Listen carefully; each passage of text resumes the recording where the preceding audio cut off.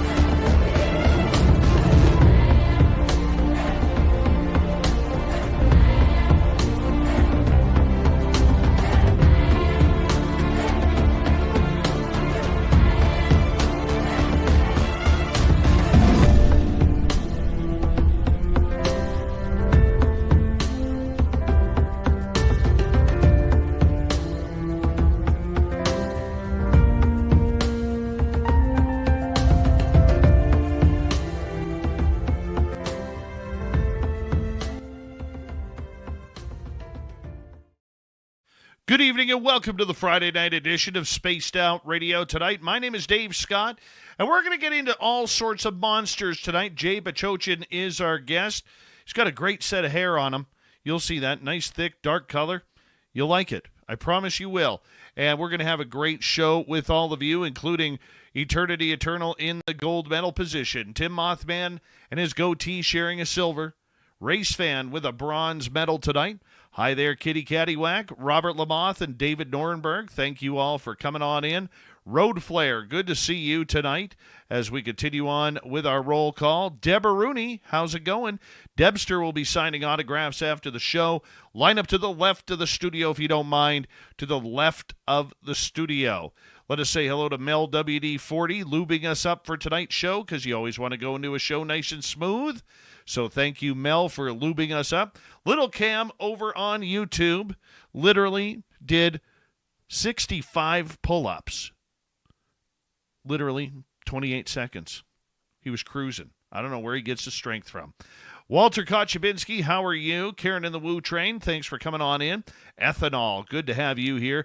Hi there, Operation Shutdown, good to see you. Paramarv, nice to have you here. Good evening, Cosmic Joe, as we continue on with our roll call. Good morning to number 22 in your program, starting at left wing from Stockholm, Sweden, Lars Jansson. John Jackson, how are you? The lovely Deanna Ann and Stargazer, nice to see you both in the studio. Chris 716 and Stephanie Kenny Blankenship, nice to have you all here tonight. And there is Matthew Goodka, nice to have you here. Bobbert, good to see you. Bobbert will be signing autographs after the show as well. Line up to the right of the studio if you don't mind, to the right of the studio. I'm Hardcore on X, Phineas on X, good to have you both here. Area 53, how you doing, my friend? Downshift, it's been a while. Holy cow. Good to see you, my friend. Pam Harris, J Truthseeker, nice to have you both here. Seven Systems, thanks for coming on in. Al Garay on Twitch, 400 pounds on the Sasquatch shoulder press, 13 times. New heights for this guy. New heights, absolutely. What in tarnation, how are you tonight? As we continue on with our roll call, hi there, Nina Williams and Luscious Jules. Paisley Parker, how are you tonight? Thank you for coming on in. Area 53, thank you for kicking off this Super Chat tonight. It's very much appreciated. The Super Chat is a wonderful way to support what we do on this show on a nightly basis, so thank you very, very much. Adam B., good to have you here as we continue on with our roll call. Hi there, Amanda. How are you tonight as we continue on? Flat 6, good to see you. Tyler 420, thanks for coming on in as we continue on with our roll call here. Chester Robinson, welcome to SOR Chat. Thank you for joining us tonight live. And who else is here? Well, I think we are caught up right now. Wow, short one. Hold on. It's a weekend. Summertime, man. We're getting there. Nice springtime. Hi there, Applesauce. How are you? Robert Anthony, thanks for coming on in. Bob Thorson, good to see you as well. Roll call will continue in a moment. Let me get the radio side going. Hello and welcome to the radio and podcast side of Spaced Out Radio tonight. My name is Dave Scott. Thank you very much for coming on in as we are going to have Jay Bachoin in to talk about monsters, chasing them down. Doesn't matter what they are. Aliens, ghosts, Bigfoot, Dogman, he's in on it all. We're in roll call right now on our YouTube side. And Jeremy Jones licking his wounds from his Dallas Stars getting absolutely snapped up by the incredible Edmonton Oilers in NHL playoffs. Yeah, sorry about that, Jeremy. I know. It hurts. Come over to our side. It's much better. Marty Burback, nice to have you here as we continue on with our roll call. Flubber Lane, good to see you. Thanks for coming on in. Want to remind everybody the Super Chat is open. It's a wonderful way to support what we do on this show on a nightly basis. Hi, Kimberly Burgess. How are you? And, of course, you can shop at our Spaced Out Radio store. We do not have ugly swag, people. No ugly swag. So make sure you check it on out. It's that time of the night where I ask all of you to do me a favor. Throw those horns up. Let's rock. Are you ready to hear your mystic voice of the night? It's time to wake up. He's here. Shush. Be quiet. He's ready for you to listen. Let's point our ears towards the little cabin in the woods, where together, my friends, we own the night.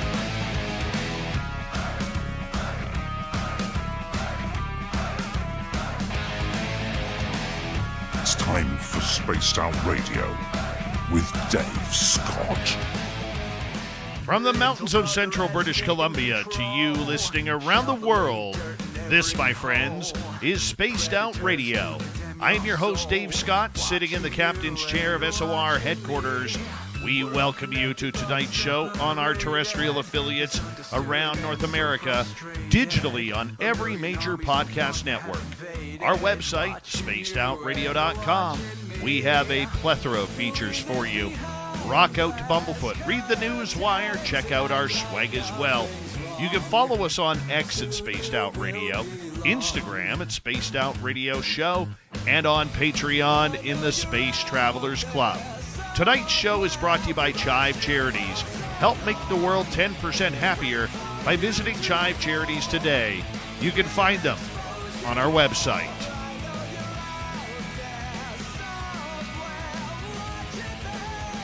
We have an amazing show coming up for you tonight.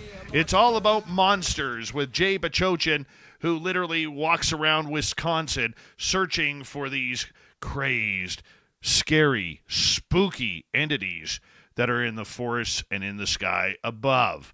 Then, in hour number 3, Swamp Dweller kicks things off.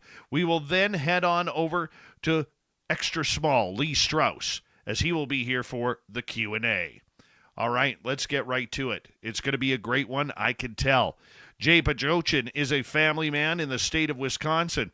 He's a graphic designer by trade, and you know what? This guy really has his stuff going on, because not only is he a designer, cinematographer, and film editor, he's also part of the Wisconsin Paranormal Investigators since 2007, and the Midwest Cryptid Director for Goosebumps Paranormal in Pennsylvania.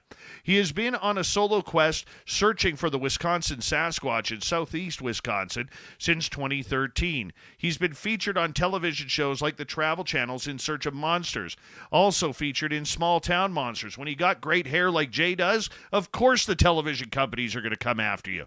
Why not? The Kettle, Moraine? I can't pronounce that word. Either way, he's researching it.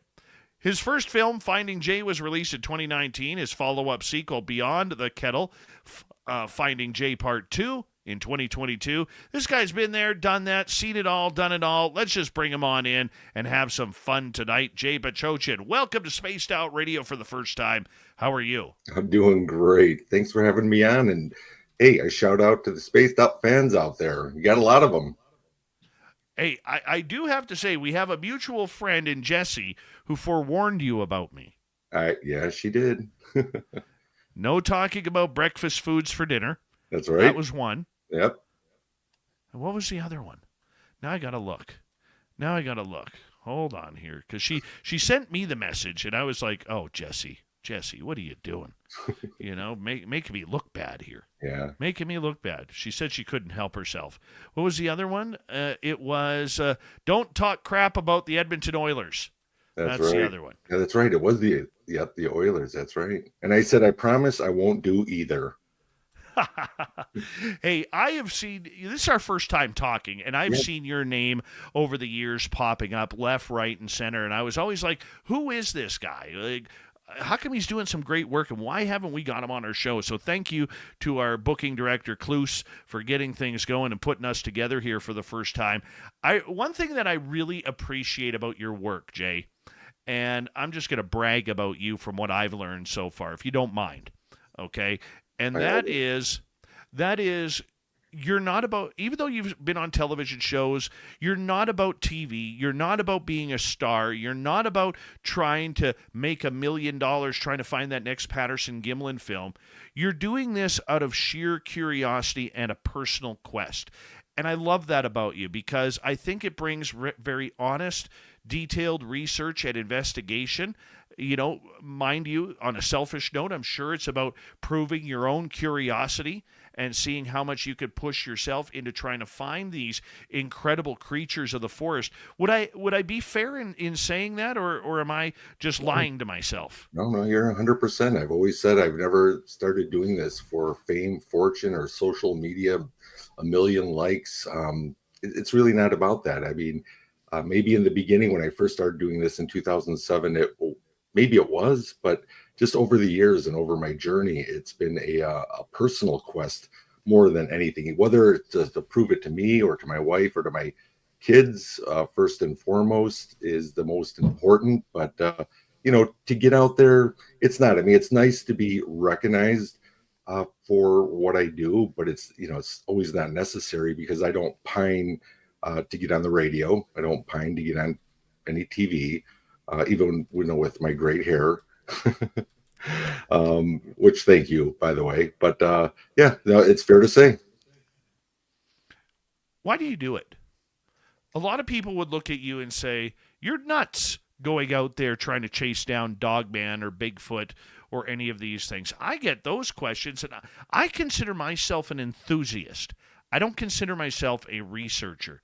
But, for yourself, what is the selfish part of this?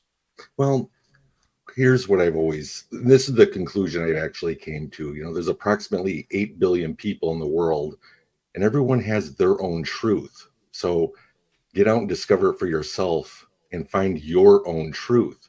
And that's going to go with each and every one of us to be able to do that. And honestly, that is my message. If I'm asked to speak anywhere or even to be on here, it's always more of my encouragement. It's not about to sell my documentaries or go see them. It's to be able to encourage others that if you are an enthusiast or if you're right on the border of that, go out and find your own truth, because you know what, no matter what, especially with AI nowadays, it wouldn't matter what I posted or what I showed. It's going to be already deemed a couple of years ago it was CGI. Now it's AI. And that's okay. That's not my audience. My audience is those that want to be able to find their truth. Go out and find it. It's funny you say that because I did an interview with a gentleman named Tim Senor, and I ended up doing my Dave 101 on it, which is my rant of the week. And somebody had posted a post on our YouTube video about that, basically saying that, this show and me, we're great at telling stories with zero proof, zero evidence, and just blindly believing the person. What's wrong with storytelling? What's wrong with sharing encounters? I mean, as an investigator, you don't have leads unless somebody shares an encounter with you.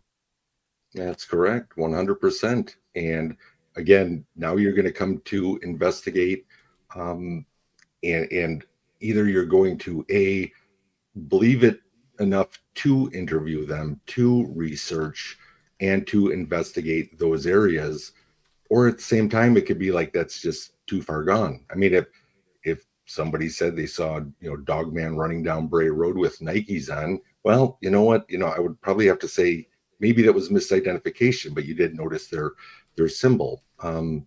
But yeah, I mean, it all depends on what type of people are going to go out there and be able to tell their stories. And I think if you keep thinking they're all crazy and you put them aside, then you're never going to learn anything. But if you keep filing those, no matter how weird it is, eventually it's going to double back to you and say, hey, you know what? Those people were telling the truth.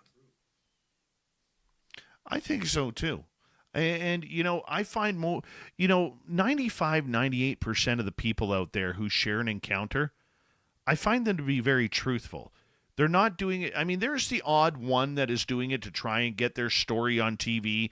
They feel they can get their 15 minutes of fame, a few podcasts, maybe get an opportunity to speak at a conference. I mean, there's always those people, okay? But for the most part, I find people to be very genuine. They're very curious and still quite scared of what they encountered because they didn't want to have it happen to them. They never thought it would happen to them, and yet here we are. Oh, yeah. I mean, that's what it comes down to. Those that are going out researching or investigating may never find it. But those that really don't think about stuff like that, well, there it is right in their lap. And you wonder on how many encounters are out there that have never been reported or told, unless you hear it from somebody's friend's grandpa telling the story of this. And, it was never, documented, something like this, because I feel like this is documentation, media wise, whether it's documented in books or whatnot. But there are a lot of stories that people just kind of keep close to vest and kind of go to their deathbed with those encounters. What makes this fun for you? Because I'm sure there's a lot of people out there who think, oh my God, what are you doing putting your life in jeopardy going into the mountains where there's bears and bobcats and mountain lions and all sorts of wild animals? Yeah. Well, you know what? Right here in Wisconsin, we have what's called the Kettle Moraine. There's a north and south unit. It's 55,000 square acres of just wooded hills, what we call depressions of moraine, which is a meadow, which these kettles were created in the Ice Age that created the Great Lakes, and they left depressions. So when people come to Wisconsin, they're like, no, there's no mountains there, but you get to the Kettle and you've got deep depressions that are just, some are 300, 400 feet deep. And they're not just like cliffs fall off, but they're deep. And there is so much to explore in those woods. Yeah, sure. You got your occasional bear that, comes down from northern Wisconsin, but there are cougars, bobcats. There is danger out there. And well, when it comes down to it, it's more the adventure. It's more the journey, being safe to be out there. It's not like you want to go out there blindly, obviously, but that is the fun part of it. And, each week that I'm getting out there and doing that, it just gets, I could say, more and more intense. But I guess that's kind of, I don't want to say the rush of it. I'm not an adrenaline freak about it, but it is definitely fun, especially if you do it with the correct people that are out there. And I do go occasionally hiking with some different people, and I've got some core people, and we just are learning so much out there. You've put in so much time, effort, your own financial resources into this. Is it good money spent? Has it been good money spent? Good time spent? Absolutely. When people want to get into this, and some people will question and send me messages saying, what kind of equipment do I need, Jay? Do I need this type of thermal, this type of infrared night vision if you're going to go out at night? There's so much that you can do and invest in all that money. At the same time, what you really want to bring out there is you, because you are the observer. It's not the equipment that you purchase or use and what the highest quality is. Of course, that helps in the long run, but it does get expensive. But to go out and just bring you, and you in the woods is probably going to be the best because you are the observer. You are the person who is going to be able to witness this. I don't care if you have a $10,000 thermal imager and the batteries go out and it goes down, and then you have an experience. Well, guess what? You didn't record it. You didn't record the Holy Grail, but you were able to observe it and witness it and let other people know, like you were saying, telling stories. How did you come across this subject? What led you to becoming a cryptid hunter? Well, we're gonna go way back, back to the 70s when I grew up. That kid that during the summer everyone's out playing softball or riding bikes. I was waiting for the Godzilla movies to come on, or the Godzilla versus King Kong. I was always into the supernatural or the weird from a very young age, before cryptids or whatnot, because I always believed, or maybe there is truth to the werewolf that's out there, or the Loch Ness monster. I did see the Patterson Gimlin film back in the 70s from a movie, and even being at a young age like that, I thought that was just a guy in a suit, and so I really did not pay any attention to the Bigfoot subject way back then. But the werewolves still they kind of got to me, and throughout my life, it was always like, is there ghosts? I've had plenty of UFO sightings, and even with my family seeing them. So all these subjects, they just intrigued me. And I mean, it was great to have a grandfather that was really into the UFOs. He was in the early chapters of MUFON in Chicago when I was growing up. So after we had our sighting and I was 11 years old, we had a lot to talk about. And that just kind of catapulted me through my life of just searching. And I don't think it was just one subject. It was not just UFOs that I saw, or the possibility of ghosts or werewolves or Loch Ness monster that you've always heard about. It was always that possibility. But those possibilities seem so far away. Like, I can't get to Loch Ness and travel. That would be awesome to do that and see it, or look in the night sky, but the sky's pretty big and you have to be looking out there all the time. And even if you do see something, right in today's date, you don't know if it's a drone or anything else like that. So you're always keeping your eyes open. But it was later on, after my paranormal team kind of ceased, right around 2012. And I did go solo because I literally am 15 minutes away from Bray Road in Elkhorn, Wisconsin, which is notably known for the Beast of Bray Road, written by the late Linda Godfrey.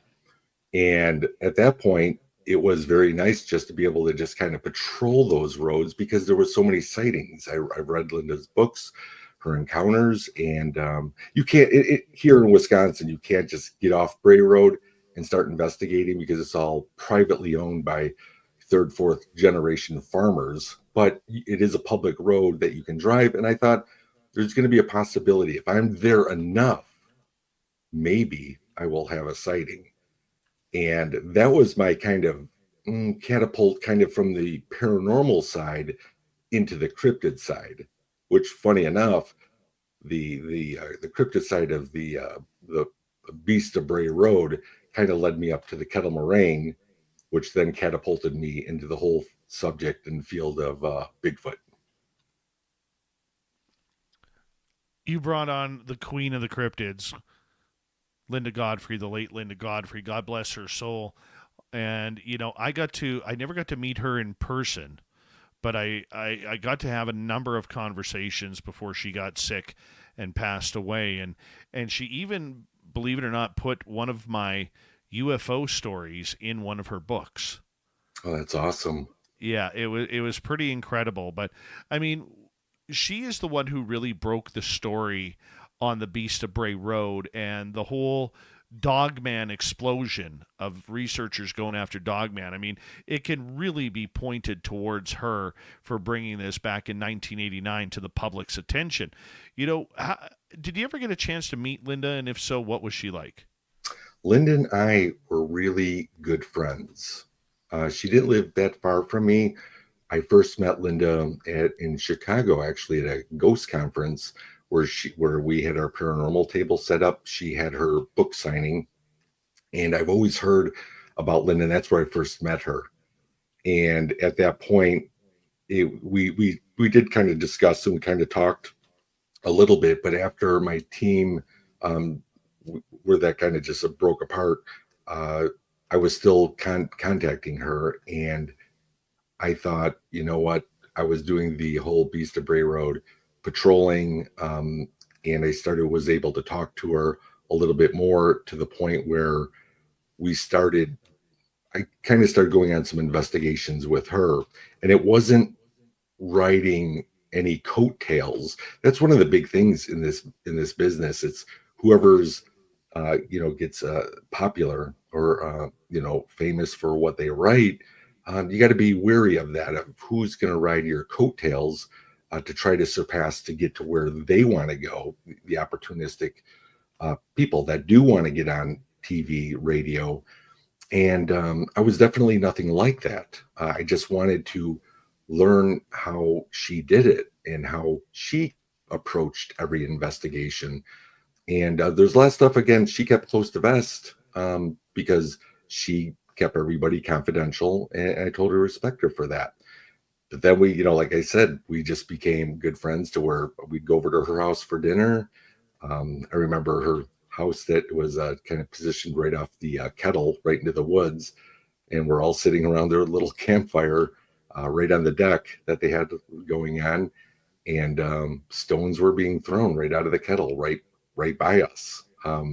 It was just incredible, because it's like you can have a relationship, a friendship with people, and still be crazy like we are. And yet that's it. I like to say Linda was my people, and I miss her dearly. I knew when she was sick, and she told me if anybody asks, she's trying to keep it private. So I just kept closed-lipped on it, because I knew what was going on, and it was rough. And her passing, it did hit me hard. So, but she was a great woman. She was great. I love Linda.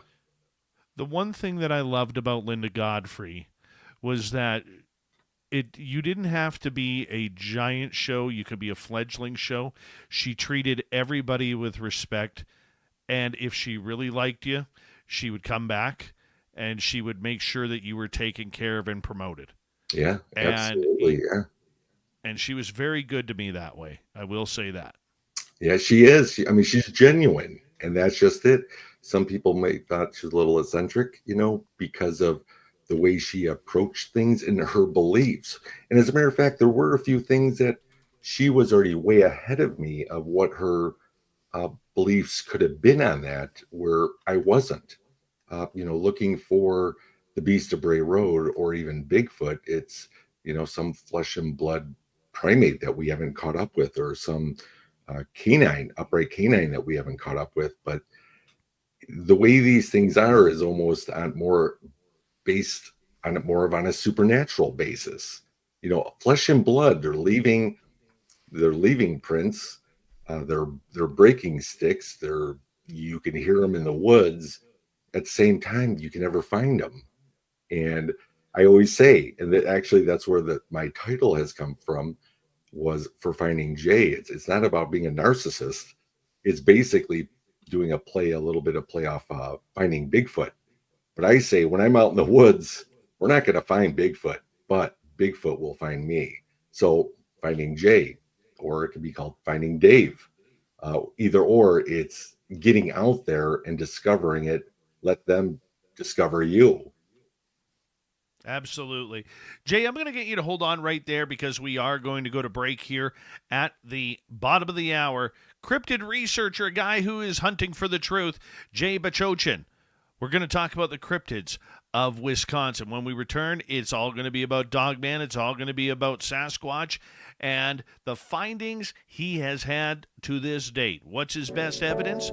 What's his best stories? That's what we do here each and every night on Spaced Out Radio.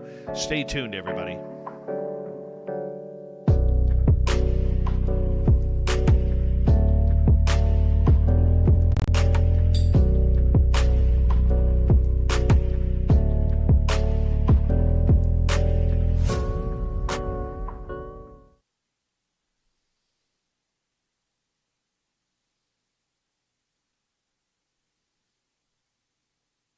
All right, man. We're clear. Okay. That was a good start, man. Yeah, Good start. definitely. I mean, this is great. I love your production here, and Thank you. yeah, and I'm seeing the comments off to the right. So a lot of people, um, either been saying hi to me. I'm trying not to have ADD and look squirrel because it's off to my right. I imagine you've got all that right in front of you too, as well. Yeah. So it's kind of like, I'm trying to just focus. Well, I can turn the comments off if you want, No, man. no. Keep them going. Keep them going. All right. We'll They're put them on they're there. fine. They're not We'll disturbing. leave them there. They're not disturbing me. Tiger Lily, welcome to SOR Chat. How you doing, Tiger Lily? Yeah, it's good times, man. Yeah, Good times. it is. It goes so far beyond anything that I've ever anticipated. That's for sure. Hello, Sasha. How are you?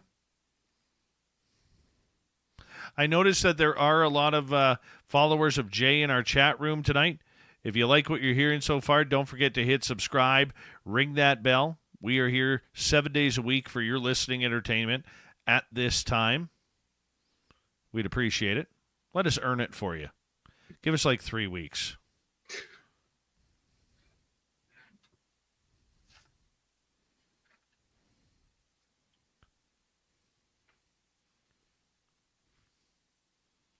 Oh, I can't wait to get in the forest tomorrow.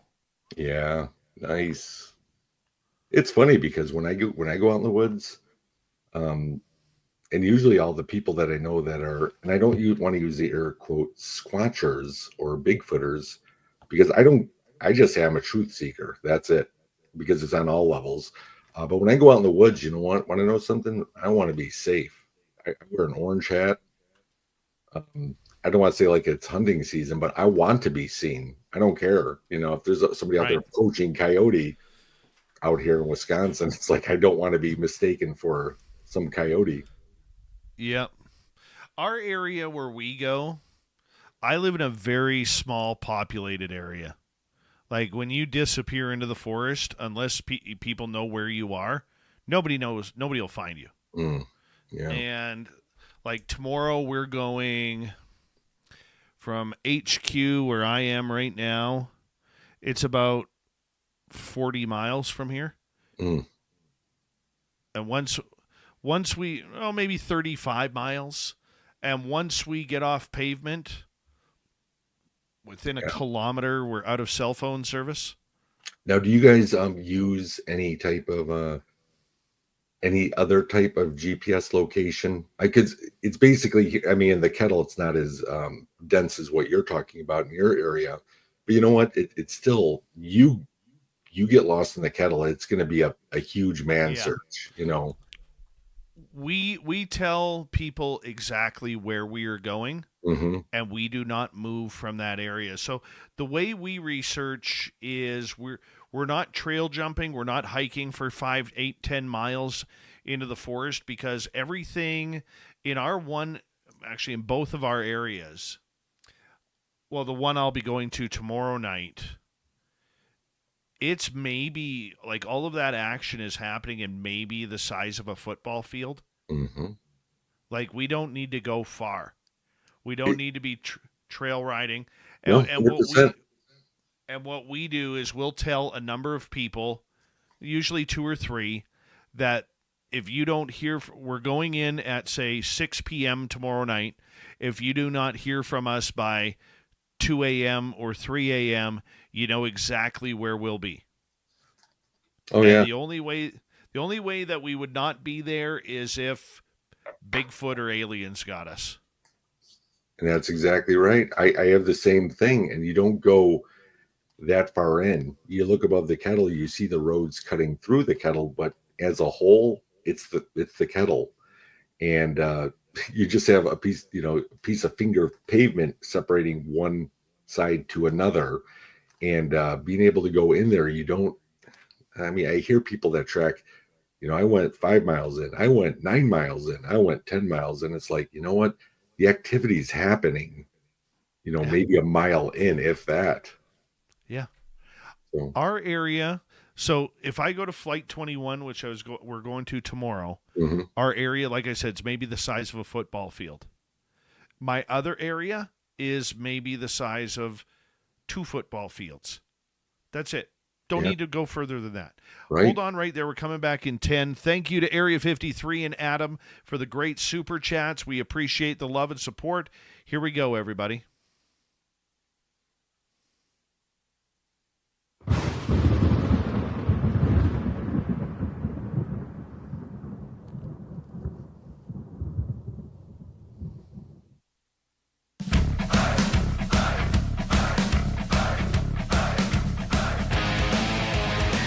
Here we are in the second half hour of Spaced Out Radio. Monsters of Wisconsin, Jay Bachochin is our guest tonight on the Mighty SOR. We will get to him momentarily. My name is Dave Scott. Thank you for tuning us in. We appreciate you listening to us each and every night. Reminder to all of you that if you've missed portions of this show or others, you can check out our free archives on YouTube or any major podcast network. Our website, spacedoutradio.com, we have a plethora of features for you. Rock out to Bumblefoot, read the news wire, check out our swag as well. Follow us on X at Spaced Out Radio, Instagram at Spaced Out Radio Show, and on Patreon in the Space Travelers Club. Here is Jay Bachochin, Monster Hunter of Wisconsin, his website, jaybachochin.com. You got to check it on out. This guy's got it going on. You got such a gorgeous website. Just to let you know, Jay. Well, thank you. I appreciate that. Again, I'm a graphic designer by trade, so everything that I do is always got to be a production.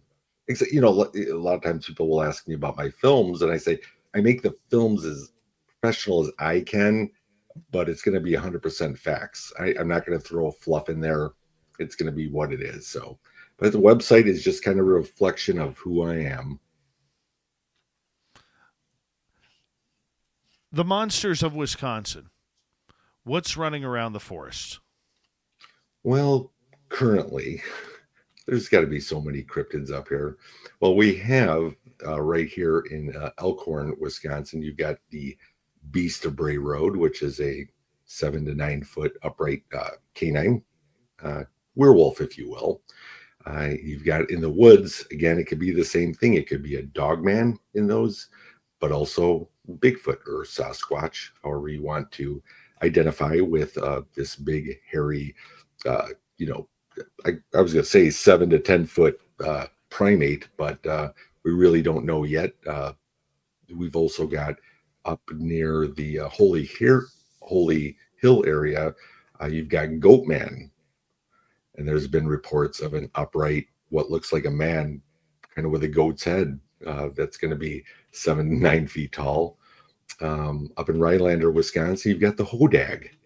And actually, they have a festival every year for the Hodag. And it's something curious to look at. Sorry for interrupting you. What is the Hodag? The Hodag, it's so hard to explain. It looks like almost a kind of a tiny, not tiny, in comparison, a 4-legged dragon with some upright teeth. It almost looks like a kind of a cross between, I don't want to say an alligator. It's really hard. It's almost like kind of a dragon type of entity that has dated back. Right now, they've really kind of idolized him in Rhinelander because that's the home of the Hodag. And if you ever see pictures or sculptures of it, you'll see exactly what I mean. And they do. They put on a big production for the Hodag. So this is something that hasn't been, I don't think has been seen. A lot of times people will say, if things go awry up there, the Hodag got it. So again, this story will date back pretty far in Rhinelander, Wisconsin. You also have some Mothman sightings. And that was, you've heard of the Mothman, where again, it's going to be a humanoid type figure with, big red eyes and big wings that has been also spotted in some of these areas. So there has been a lot, but however, Wisconsin is really known as well for its native background. as well, the rich history of the Native Americans back here. So this is almost one of the country's biggest state of paranormal ghost activity. So besides that, there's been plenty of UFO sightings in the Richard H. Bong area here in Wisconsin as well. That was supposed to be a military base way back when, but it's been all sealed up. And there's been Dogman sightings there, Bigfoot sightings there, UFOs, just the gamut of it. So it's pretty widespread. What makes the state of Wisconsin so weird with all that type of interaction? Not only ghosts, but cryptids and UFOs. Yeah, I mean, again, I believe it could come back to the Native Americans, the way they were more spiritual. The effigy mounds that are here, uh, there could be just so much, because this is also the state of the home of Ed Gein, of the serial killer that actually, uh, I don't want to say influenced Silence of the Lambs, but um, it's there's just something very eerily connected with, I'm going to say, the Native Americans, or a spiritual side of how they view things, because there really is no 100% explanation for it. We did uh, an investigation back in 2010 in La Crosse, Wisconsin, which is right on the bank of the Mississippi River. And there have been college students at that time, for the past 12 years, that would just all of a sudden disappear and walk into the Mississippi River, which was really kind of more of an X-file than anything. What was calling them to do that? Was it the sirens of the Mississippi? We don't know, but we did investigate that part of it too. So again, as a whole, this has been just a really creep factor type state. And I guess that's why I live here. Not for the Packers, but for the paranormal. That is absolutely incredible, man. That's even going on. I had no idea. Sirens and everything. I mean, you do have everything. You got, Yeah. you get the high quality serial killers that are there, and Ed Gein, and of course Jeffrey Dahmer. I mean, do you think it's just something about the state, maybe the air, the location, right along the Great Lakes? I mean, do you think that, with the Mississippi River, that's two very powerful pieces of water, and Yeah. water is very much energy? Yeah. And then you got to think of all the huge rivers that run through. I'm not saying Mississippi or the Great Lakes, but even the rivers that run through the state. The state is just like this finger of transportation, of how the Native Americans did it back then, to be able to travel, not like roads today. And I really think that's how things are getting from point A to point B, north to south, east to west, coming down here. And again, I would love to say that I have those answers. I could just speculate what it could be. Then again, somebody else here right next, our next door neighbors in Minnesota could say, are you kidding? We have the most haunted state, and so on and so on and so on. So I'm not here just to brag that there's more than cheese here in Wisconsin, but there is that paranormal supernatural factor. What is the Kettle? The Kettle Moraine is what I kind of alluded to it a little bit earlier, is the ice age that created the Great Lakes, left depressions in this section of land. So we actually, it's about 55,000 square acres of just dense wood. And then the Kettle is actually like as if you were looking at a kettle. The moraine is more of a meadow. So you've got forest meadows everywhere. And of course, within that, you have your lakes, your ponds, everything like that. The deep kettles, when we're hiking, um, if you were just to come to visit Wisconsin and look at the Kettle Moraine, you would see nothing but trees. You go inside the forest, Then you see the deep depressions that some are 300, 400 feet, just deep valleys that come right back up again. And then they go back down again, up again, down again. So it's just kind of like with the, the icebergs moving all that granite and everything like that, and just pushing it away. That just became this luscious environment for every type of wildlife. Wow. Wow. I mean, when I look at that area from a Western Canadian perspective, I think of it being populated because Michigan's right next door, and there's a lot going on in Michigan, top to bottom. What is Wisconsin like for people who may not be familiar with it outside of maybe baseball, basketball, and of course the Green Bay Packers? Well, go Chicago Bears, number one. Hold on. Is that legal? Is that legal in Wisconsin? It is. It's called Border Wars. And you know what? There are people I'm almost on the border of Illinois. And in Illinois, there are a bunch of Packer fans. And I'm sure there's Packer fans all over the U.S. So calm down, everybody. It's okay. Aaron Rodgers is gone. But, when you were saying when you're sitting here coming to visit Wisconsin, I always tell people, if you were going to Google the Kettle Moraine, you'd look at it and laugh compared to BC, right? Or anywhere, Kentucky, Ohio, Pennsylvania, Chestnut Ridge. You look at this little part of the Kettle and you're just like, what is he talking about? Bigfoot lives in there. In fact, that's where my wife's at. She kind of looks at it saying, oh, Bigfoot may exist, Jay, and I support you. But really, here in Wisconsin, now zoom into that and you can just get so lost. And that's just a section of the woods. Then you got the Great North Woods that actually go up north up to Michigan and over to Minnesota.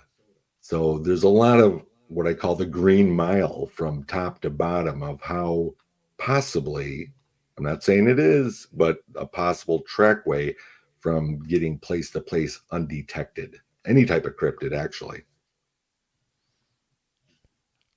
What kind of monsters are hanging out in the Kettle? Well, I couldn't say for sure, but I have some in my eyes and in my truth, there is Sasquatch out in the Kettle Moraine. That's 100% certain to me. Can I convince anybody of that? No. Some people could believe it. I always say I could be the best snake oil salesman this side of the Wisconsin border and a great speaker. So believe what Jay's saying. No, go out and find your truth.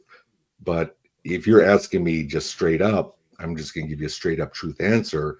We do definitely have had evidence that I have casted, that I've documented of what Bigfoot would leave. Okay, footprints, tree breaks, beady red eyes, thermal images. And actually, in March of 2023, at about 3:03 p.m., and I know this for a fact, I had a daytime sighting. Now, call me crazy, but I saw it. And that was probably like the pinnacle moment of anything I did with my documentaries, anything I did with documentation, or just being out there. I was the only one that saw it, and I was with somebody else. Of course, their backs to it. Do I wear a body cam? Yes, of course. I don't wear a GoPro, so I wear my body cam here. My head's facing to the right when I saw it. So I always say it's the cosmic joke. They're going to show themselves, but maybe you're not going to capture it, and that's okay. But right now, yeah, Bigfoot definitely, I believe, is the most known out there. But there have also been a lot of Dogman sightings that I've heard in the Kettle, as well as Goatman. And I actually had some footage that pictures that people have sent me that look like huge hooves, that I'm like, no, that is no deer. And even if it was a lone elk down here, it was way too big. And, to me, that's where it comes from, is who you going to believe. You got to take these stories in. But those are the most, the two, the three. And again, like I said, the Hodag's up there, but I haven't really heard of any Hodag sightings. And maybe there was one or two Mothman sightings in the past 10 years.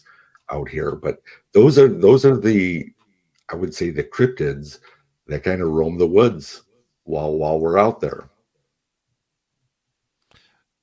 Your closest encounter, what's happened? Well, my sighting that I had, I would say, was about 60 yards from me. So a lot of people say, how long did you see it for? I said 2 seconds. It came from nowhere. When you're standing out by these standing pines, and you can just see for over 125 yards, and you're just looking at nothing but standing pines, that there's nothing obstructing the view except for the trees themselves. And so when I saw that, it was really weird because I have a whole view 360 degrees around me, and when I was looking, there was nothing there, and then all of a sudden it was there, and it just skied by, it floated by, uh, just just like in this one straight line where maybe a few standing pines got in its way, and it should have still kept going. Like if you saw a deer running, or if you saw a snowmobile going, or even if you saw a person just running out there, eventually, even those three small trees that kind of blocked it, it should have continued to go. So I always say it came from nowhere and went to nowhere, which was really bizarre. But again, that was about 65 yards away. My closest, and this is How did it make you feel when you had that encounter? oh Because, a lot of the armchair quarterbacks out there will sit there and say, I would have grabbed my camera. I would have taken a picture. I would have chased after it. yeah, 100%. I think after doing this for as long as I have, and the evidence that I've collected, whether it's cast and having other different experiences out there, it made me feel honestly pure joy. I mean, I almost started crying. Here's this, monster hunter or cryptid seeker going out into the woods, and then having a daytime experience and seeing it, and just knowing it's like, there it is, that's real. And you know what, no one else saw it, but I did. And you're right, at that point, and there was snow, because it snowed that morning, and I didn't go over and look for prints. I didn't need to. I've already had my cast. I've already documented so many footprints out in the Kettle, to me, that were 100% legit. If I went out there and I didn't see them, do I now question my own sanity of saying, did I see it? You got to believe that. When you're going out in the woods, especially if you're going out at night and doing this type of research, every stick break out there is not a Bigfoot. It's not a Dogman. It's not a cryptid. It's going to be the woods. And so when you see this during the day, I did not question it. I shouldn't say I didn't question it. It was an immediate, I know what you were. I saw you. And that's it. That was almost going to be my mic drop moment, because it wasn't a matter of trying to document and film a Bigfoot, because again, who's going to believe it? AI, CGI, whatever you want to call it, that didn't matter to me. What mattered to me was my own truth, my own what I saw. And that just made me unbelievably, I was full of joy. I was happy. And I just wanted to shout it to the world, because, everybody's as strange as I am. So that way, if we stop somewhere to eat and the waitress is coming to take our order, I wanted to tell that waitress, I just saw a Bigfoot. I mean, that's how crazy it sounds. And I was kind of like that for a few days. And I realized, no, because I'm getting either the pity acknowledgments, the head bobs, the smiles, the okay, and just kind of the humor me. And some are like, really? Wow. Hey, so what's going on at work and everything. So it's such a hard description for me, and it's something I'll always just cherish. And it's never been, like I said, about fame, fortune, or capturing the Holy Grail. For me, it's not even about just seeing a Sasquatch. Mine is actual making contact. And I know that sounds crazy, but I have spent this many years, in the woods, and I feel that sooner or later, with my patience and my tenacity of getting out there, that one day that's going to happen. The contact part. Oh yeah. That, I'll be honest with you, that's my dream too, and I've said it on the air before. I want that encounter, real peaceful encounter, that's between 10 to 20 feet away, where you can almost touch them.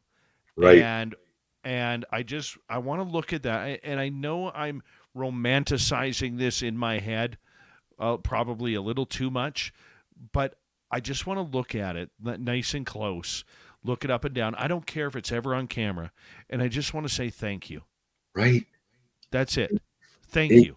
Exactly. Now, so since I've been going out, um, I used to go out with a big rig of everything hooked up to my camera, lights, infrared, everything on this one rig. And I'd be walking out there like in 2014, 2015 with these bright lights. And I'm always like, man, we're never going to find Bigfoot, And I hear I am searching and I'm thinking, wait a minute, if I'm out in the woods and it's dark and we see flashlights coming towards us that we don't know who they are, what's your first reaction?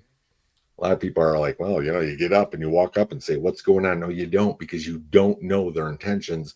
And there's this part of you that wants to turn the other way, get off the path, don't let them know you're there. Why? Because you don't know their intentions. And I believe that's what, these are my feelings.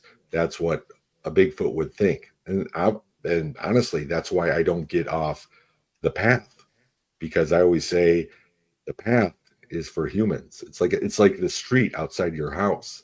You're looking outside your window at the street.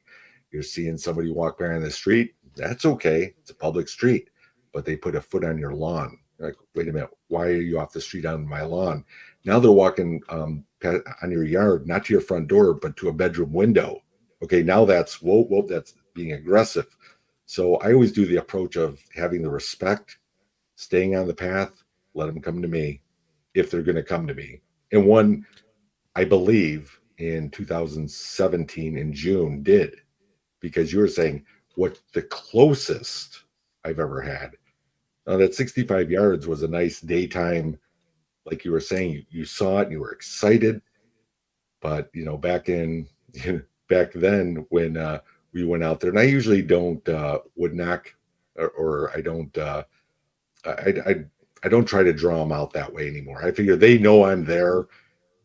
What am I would not? We don't know what we're doing for communication. We're going to bang a tree, and then another set of squatchers are out there going, "Did you hear that? Boom!" Then they're going to hit it back. You're like, "Wow, it's a Bigfoot!" Boom, and it goes back and forth. I let it come to me.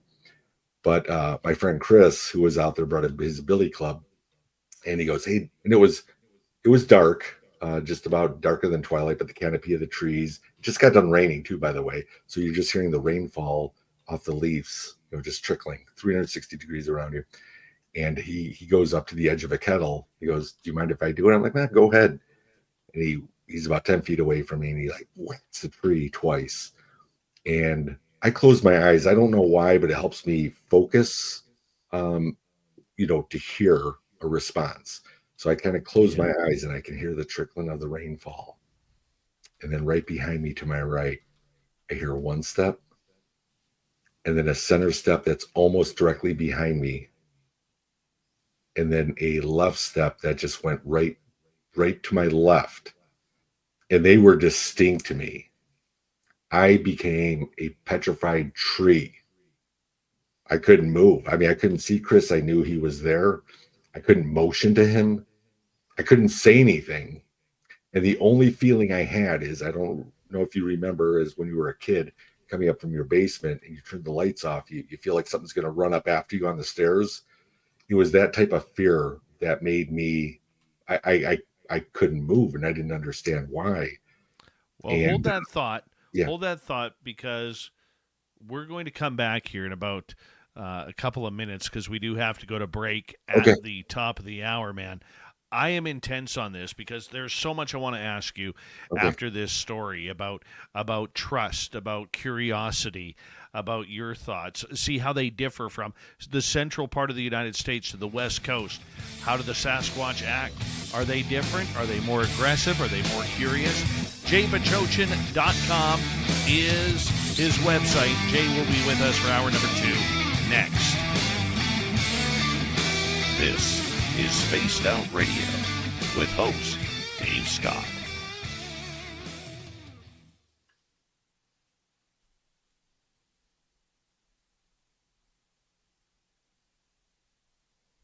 That was a good hour, man. Oh, good. Good hour. Good. I'm just going to put you back in the green room. We got it just under 6 minutes. I'll be right back, okay? Yep, I'll be back with you. All right. Be right back, everybody. See if you can move my chair.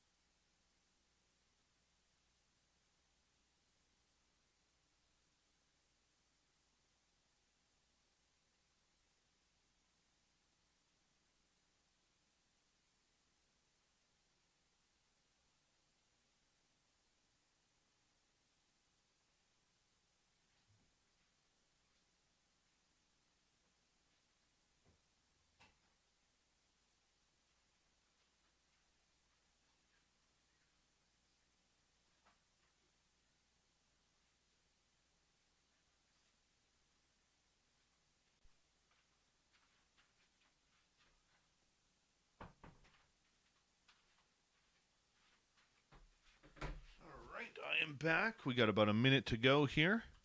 And we'll bring Jay back in. Anybody else? Juliana, how are you? Welcome to tonight's show. Luscious Jules, nice to see you.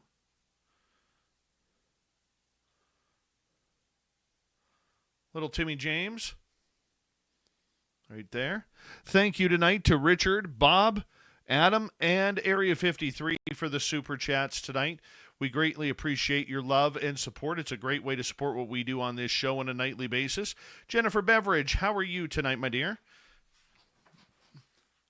And let's see here. Don't forget, we got Sweet Robbie G this weekend in the hot seat of Spaced Out Radio's After Hours on Saturday, Sunday night, starting at 8 p.m. Pacific, 11 Eastern. Hi, what in tarnation? How are you? And, yeah, my chair does need WD-40. Do me a favor, everybody. It's time to get ready for the next hour.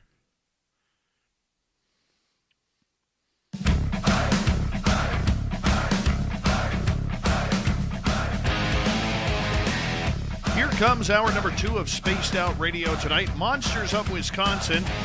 Jay Bachoin is our guest. My name is Dave Scott. Yes, I do wear tinfoil as a fashion statement. Hi to everyone listening in on our terrestrial affiliates around North America, digitally on every major podcast network. Our website, spacedoutradio.com. We have a plethora of features for you. Rock out to Bumblefoot, read the Newswire, check out our swag as well. Follow us on X at Spaced Out Radio, Instagram at Spaced Out Radio Show, and on Patreon in the Space Travelers Club. The Desert Clam has set the password for tonight in the SOR Space Travelers Club. Obsolagnium. Obsolagnium is your password.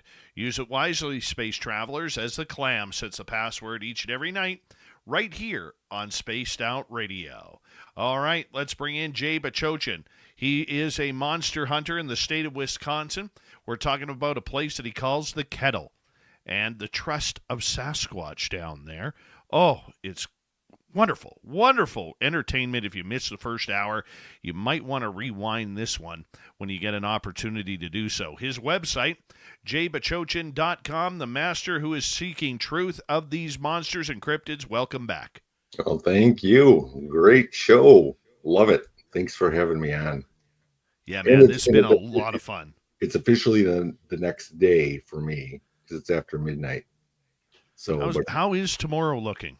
Tomorrow's looking good. You're going to have a great day. Just hang on. It's going to be there. We're time traveling here.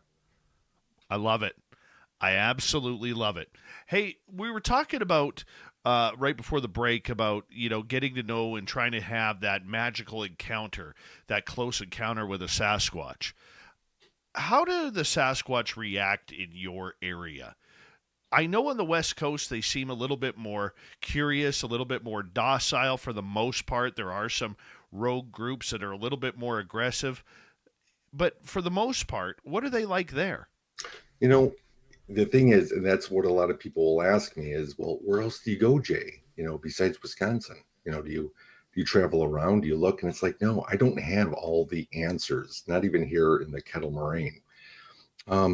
Here, I always say, how are they here? Well, guess what? I've been doing this since 2013. So 12 years. And I still have my head on. I'm still able to tell the story. So I would say it would be more on the docile part too, as well. It's like you were saying, before the break, top of the hour break, I was discussing what stepped behind me that I heard that made me so petrified.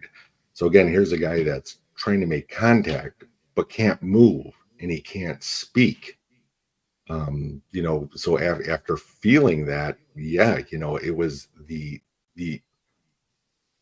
it was a fear I've never experienced ever. And again, standing right behind me, that's what I felt. It was about a minute and 20 seconds. And I could tell because I have audio on and everything of when I was able to break free of that.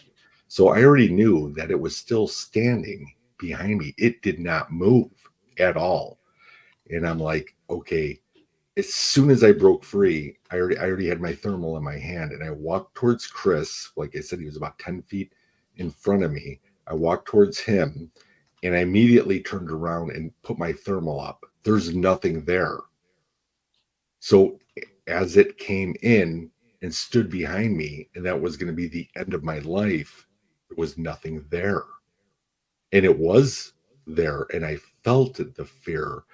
And I did finish up that hike that night, but when I got home, I was I was ready to hang up my backpack for good. I was like, I don't know what we're dealing with out there, and that was too close for comfort. That was something I am searching for, that contact, but what kind of contact am I looking for? And that was probably the most hair-raising moment I've ever had out in the Kettle out of all those years. The rest have always been just out of I want to say earshot, eye shot from it being too dark, and you need thermal to be able to identify what's around. Because I've caught something peeking with a thermal peeking around a big oak, a good 17, 18 yards away from me, and it was going on both sides of this huge oak. And that is kind of creepy too, because when you're looking through your thermal, depending on what kind of thermal you have, if it's military grade, you'd probably see a lot better detail. But whatever this was not a 500-pound raccoon jumping from one tree or jumping from one side of the tree to the other that fast. It was peaking, and so seeing something like that, and all of a sudden you don't see it peaking anymore, and you take your eye off the flare, and then you see this orb of light coming from that area that just kind of arced. And there's two other people with me. We're just watching this. They didn't see what I was looking at in thermal. Just kind of did this big arc right in front of the tree. So it was not in the sky. It wasn't in the background. It was right in front of us.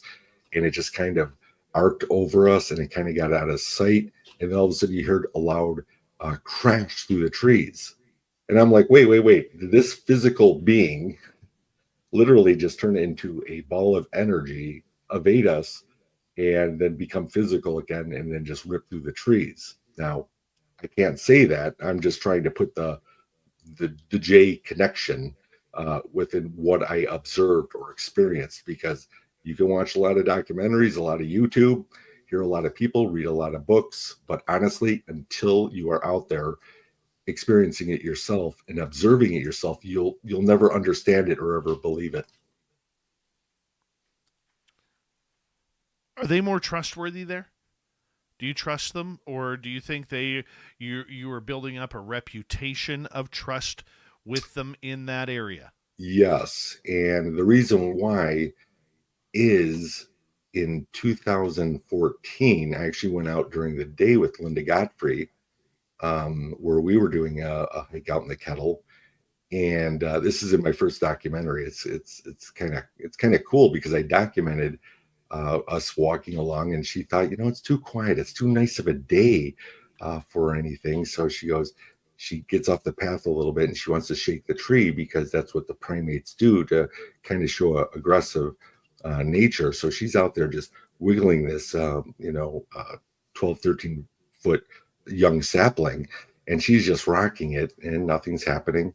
And then she goes, Jay, why don't you try it? Well, I put my camera down. I didn't think about just handing her the camera, because it was Linda. I'm not going to just ask her to do that. So I actually turned the camera off, put it down on the trail, and I go to that sapling, and I become a silverback gorilla. I go with the sound. I go with the whipping of the tree. And as I'm doing this, I had my cap on, and I had the brim of my cap kind of facing down, because in case any branches fell on me while I was shaking it. Well, I'm shaking, and I'm kind of looking down, and all of a sudden I see this pine cone just laying on the ground, but I kind of felt this piercing feeling on the side of my head. And afterwards, I walk to the trail, and I keep rubbing my head, and I take my hat off, and I've got a lump on it. And at first, when I was telling Linda this, she was laughing, because she thought it was like Gilligan's Island shaking a coconut tree, and a coconut fell on my head. Well, nothing fell on my head, but it was on the left side of my head, where there was kind of this little meadow and more trees. And Linda goes, from that size of that rock, or not, well, she didn't want to say rock. She thought it was a pine cone. We went and looked at the pine cone, and it was like last year's pine cone. There was no weight to it. That would have just bounced off me. Something physically hit the side of my head. And, at that point, I drove. So I drove her back home. And when I was leaving her subdivision, which I've been there plenty of times, I got lost on the way out. So I had a small concussion from whatever hit my head. And I was a little worried about that because during that week, I was going to go back out to the Kettle with somebody else. And I was actually looking for hard hats to go out, into the woods again, because I didn't want to get pegged in the head again with what I believe was rock. We never did find that rock because it was too high of a forest floor. You'd never be able to find it if it was. But whatever it was had to have been physical enough to give me a lump that I felt and that Linda saw, and that she could document that really happened. So the following week when I was out there, a little different section of the Kettle, because I have a couple different areas I visit. And this time we're walking out and we're hearing what sounds like, you think they're acorns. It was September, but what was really odd about, how you can hear an acorn, you hear it drop, vertically straight down. But these were acorns coming through the treetops. So they were going horizontal. And we kept kind of experiencing this while we're on the path. And then all of a sudden we heard a stone hit the stone on the path that we were on. I'm like, that's not an acorn, that's a rock. And we're moving still about 500, 600 yards while it was still continuing to do that. And finally it kind of stopped. And I got the big old wise deal of picking up a rock and throwing it out to where it was coming from. And I pick up a rock, I throw it out into the woods and thinking, okay, if somebody's out there, I didn't say it was Bigfoot, but I'm like, man, somebody's messing with us, but we can't hear them moving through the terrain. And that would be difficult to do unless you're a Navy SEAL or, the ninja of the woods. And so I pick up a rock and I throw it out there. I hit the side of a tree. I couldn't hit the side of a barn. I got lucky because I wasn't aiming for that tree, but it made a loud cluck. And I was with a hiker friend of mine, Sanjay, and he goes, "Oh, that was good." And I'm like, "Yeah, watch now. They're going to hit me because I just threw the rock." But before I could say rock, you heard a barrage of pebbles coming through the trees from way far back that came through. And I'm still recording, and they come and they land right by my feet. So I'm holding up my camcorder like this, so I'm not looking through it. So when I saw the rocks, it's not like I was filming. I wasn't following it, but I saw the rocks bounce by my feet. And at that point, I just told you, the week before, I just got pegged in the head with a rock with Linda. And this was like, Sanjay was just kind of like, wow, this is cool. Here they come again. And I'm trying to get out of the line of sight. I didn't want to get hit again. And I didn't care if it was Bigfoot or a person, because getting hit in the head with a rock does hurt. And so that was all documented. That's in my first film. But to answer your question, I know I'm long-winded here, but to answer your question, are they docile? I've not been experiencing any type of aggressive nature toward me probably since then. And that's because when I used to go out with that big rig of a light, I thought, I'm going to go hands-free. I'm going to get a body cam, put my audio on. I got a satchel instead of a backpack. So now I'm hands-free. So now, and I know your listeners that aren't watching this can't see this, but I started out as a joke, and I'd put my hands up like this. And then I would say, see, nothing in my hands, nothing in my hands. And then I'd give them a wave. Then I would hear a raccoon laugh after I do that. But while that became kind of a joke right off the bat, I've been doing that now since 2015. That's kind of like my calling card when I go into the woods to develop up that relationship, saying, hey, this is Jay.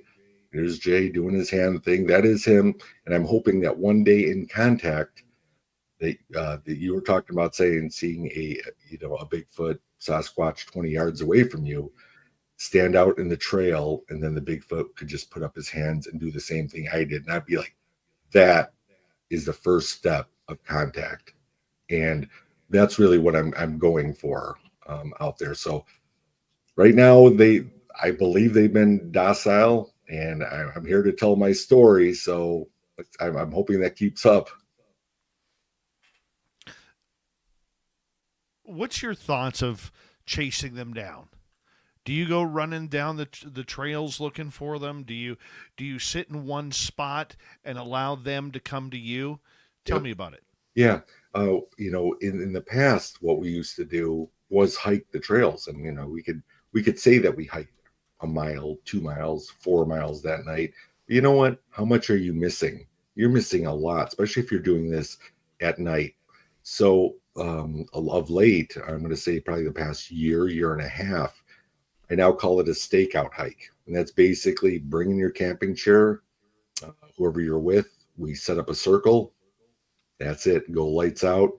And basically, you're there to observe. So to track them down, there's a lot of people that are like that you're going to approach it a little bit differently than I would, or the way I feel about it now. And so some would want to, go Rambo on it and go chase it and go be able to find the tracks and be able to say, we did this.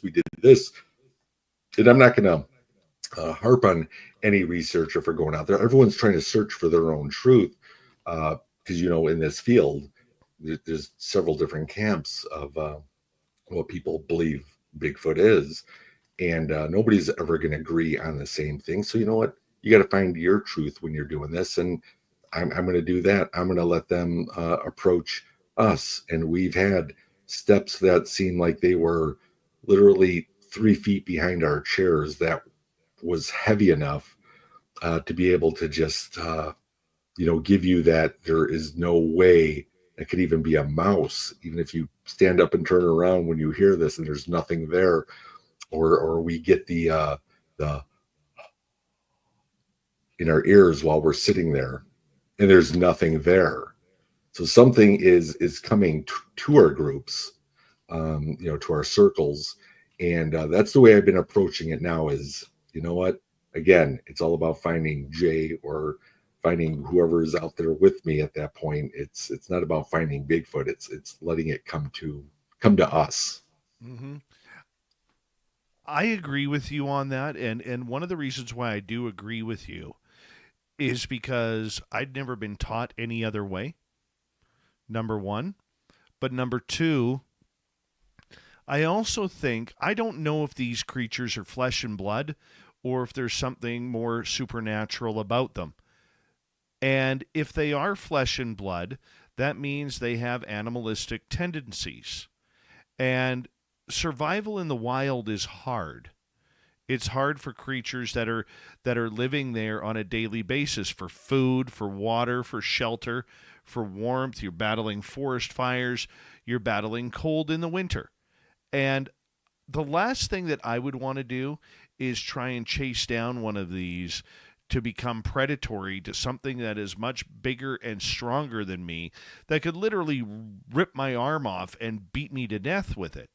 Rather than just sitting back, allowing them to know your vehicle, know your smell, know how you talk, recognizing your voice, recognizing your laughter, recognizing what food you bring with you, what do you drink, what are your tendencies, lack of a better term, the smell of your urine when you go to the bathroom in the forest. To me, those are all signs of trying to build a trust with them that they know that, hey, you're not dangerous. We got 4.5 minutes to go before we go to break at the bottom of the hour. Jay Bachochin is our guest tonight. Monsters of Wisconsin is what we are talking about.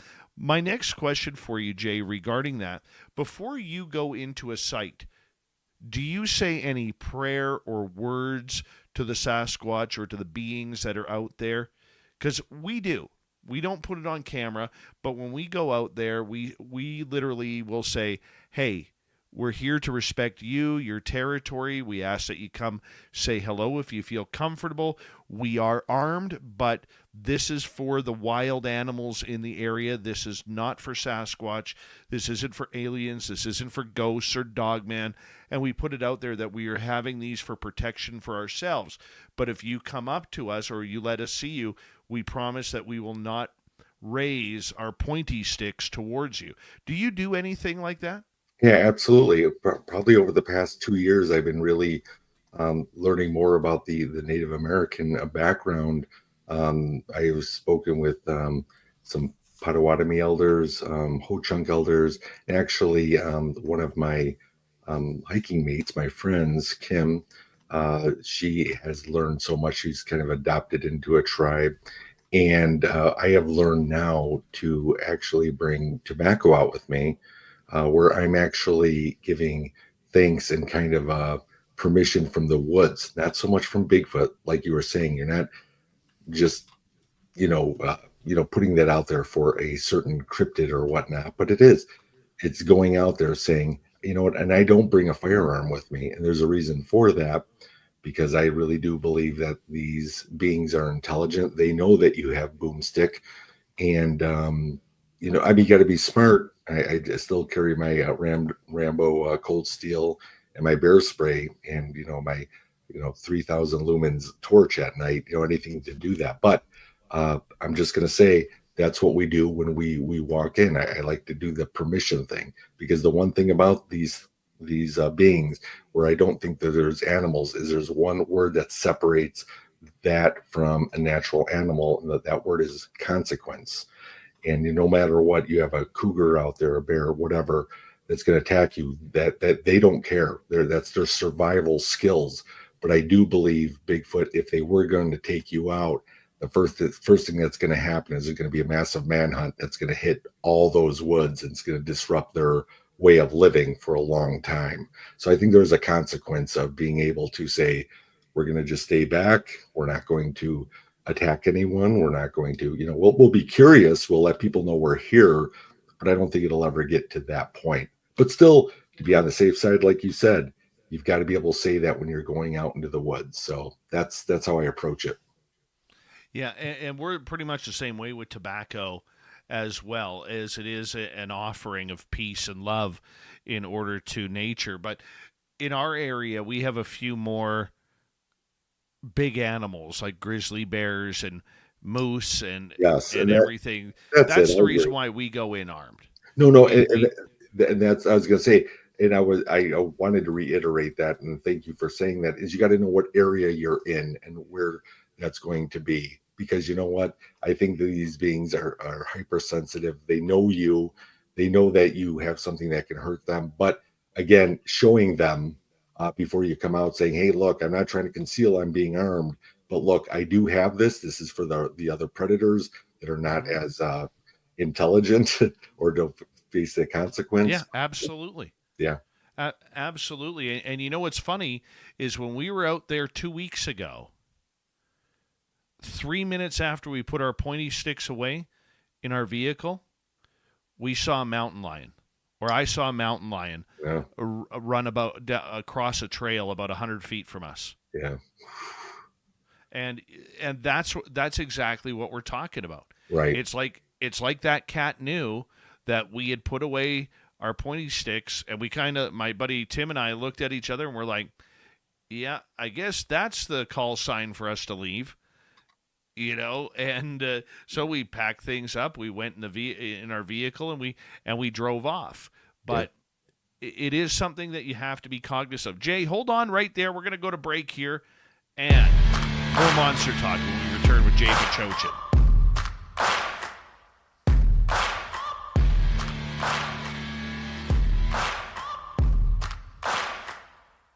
You're listening to Spaced Out Radio with your host, Dave Scott.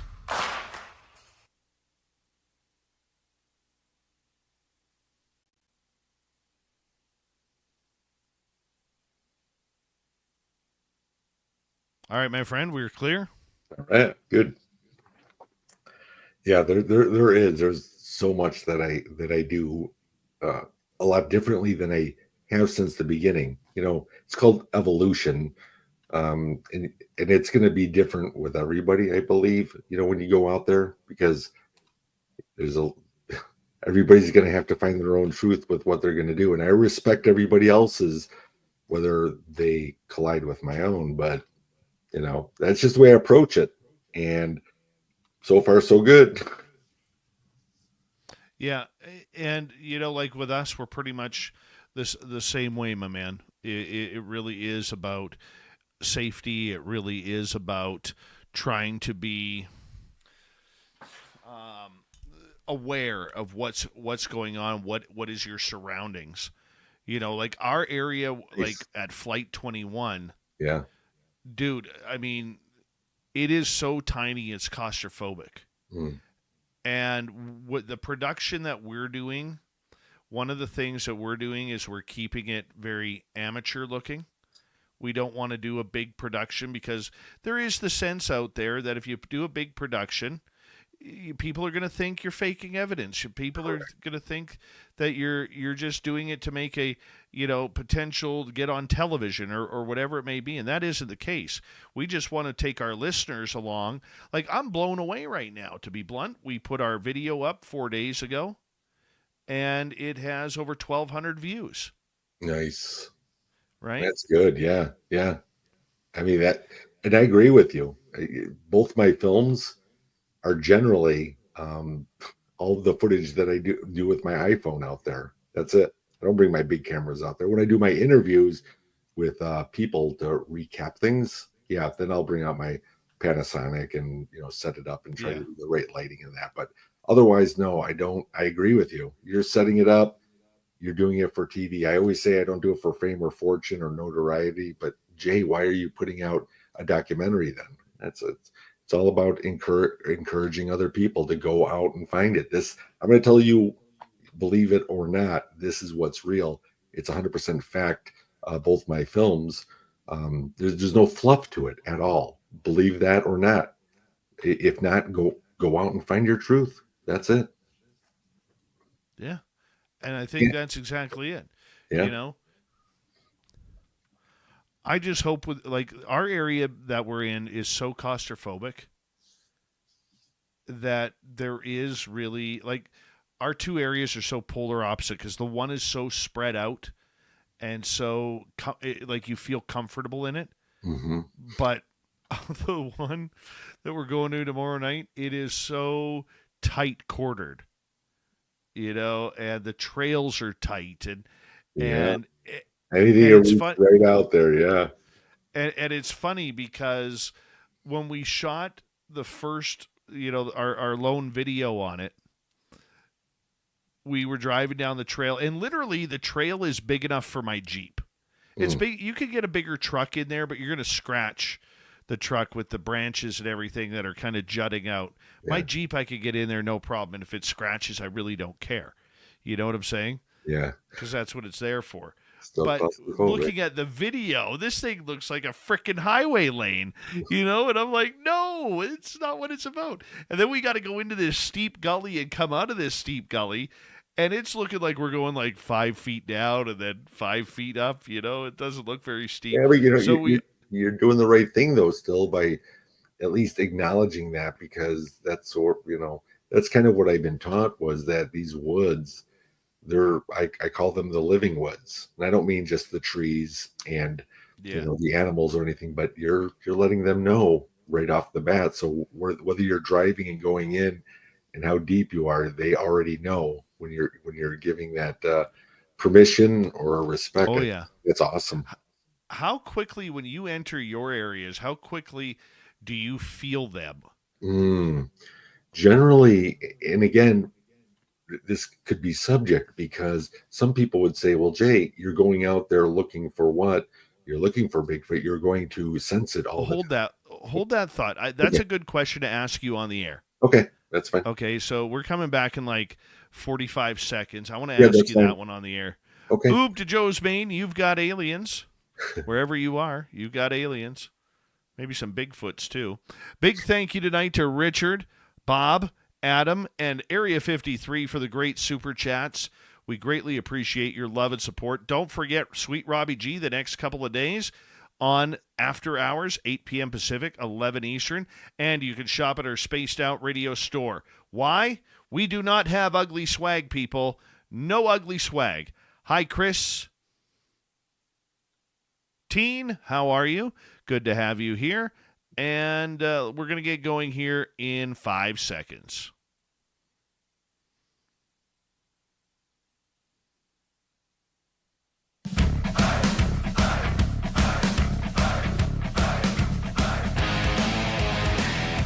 Hard to believe we're already through the halfway point of Spaced Out Radio tonight.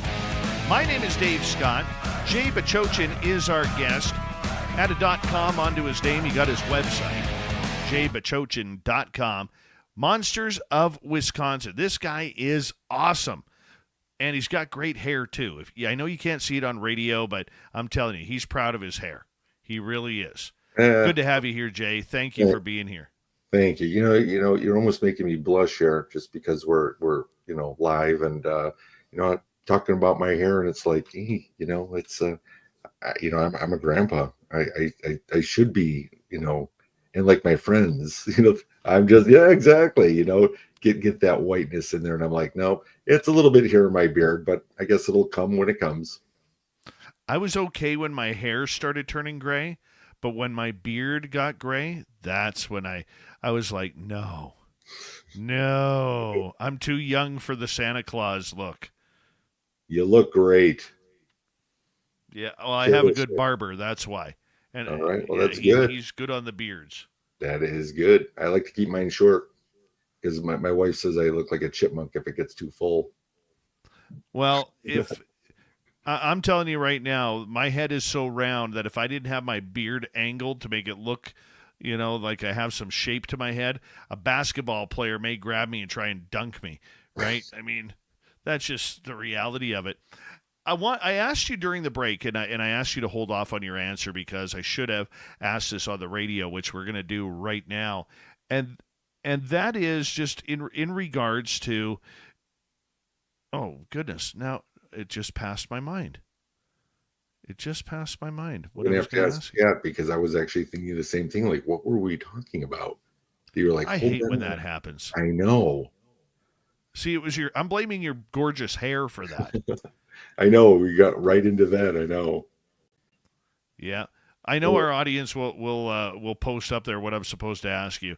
And remember, if you're at Radioland, you can always check out our show on YouTube live every single night here as well.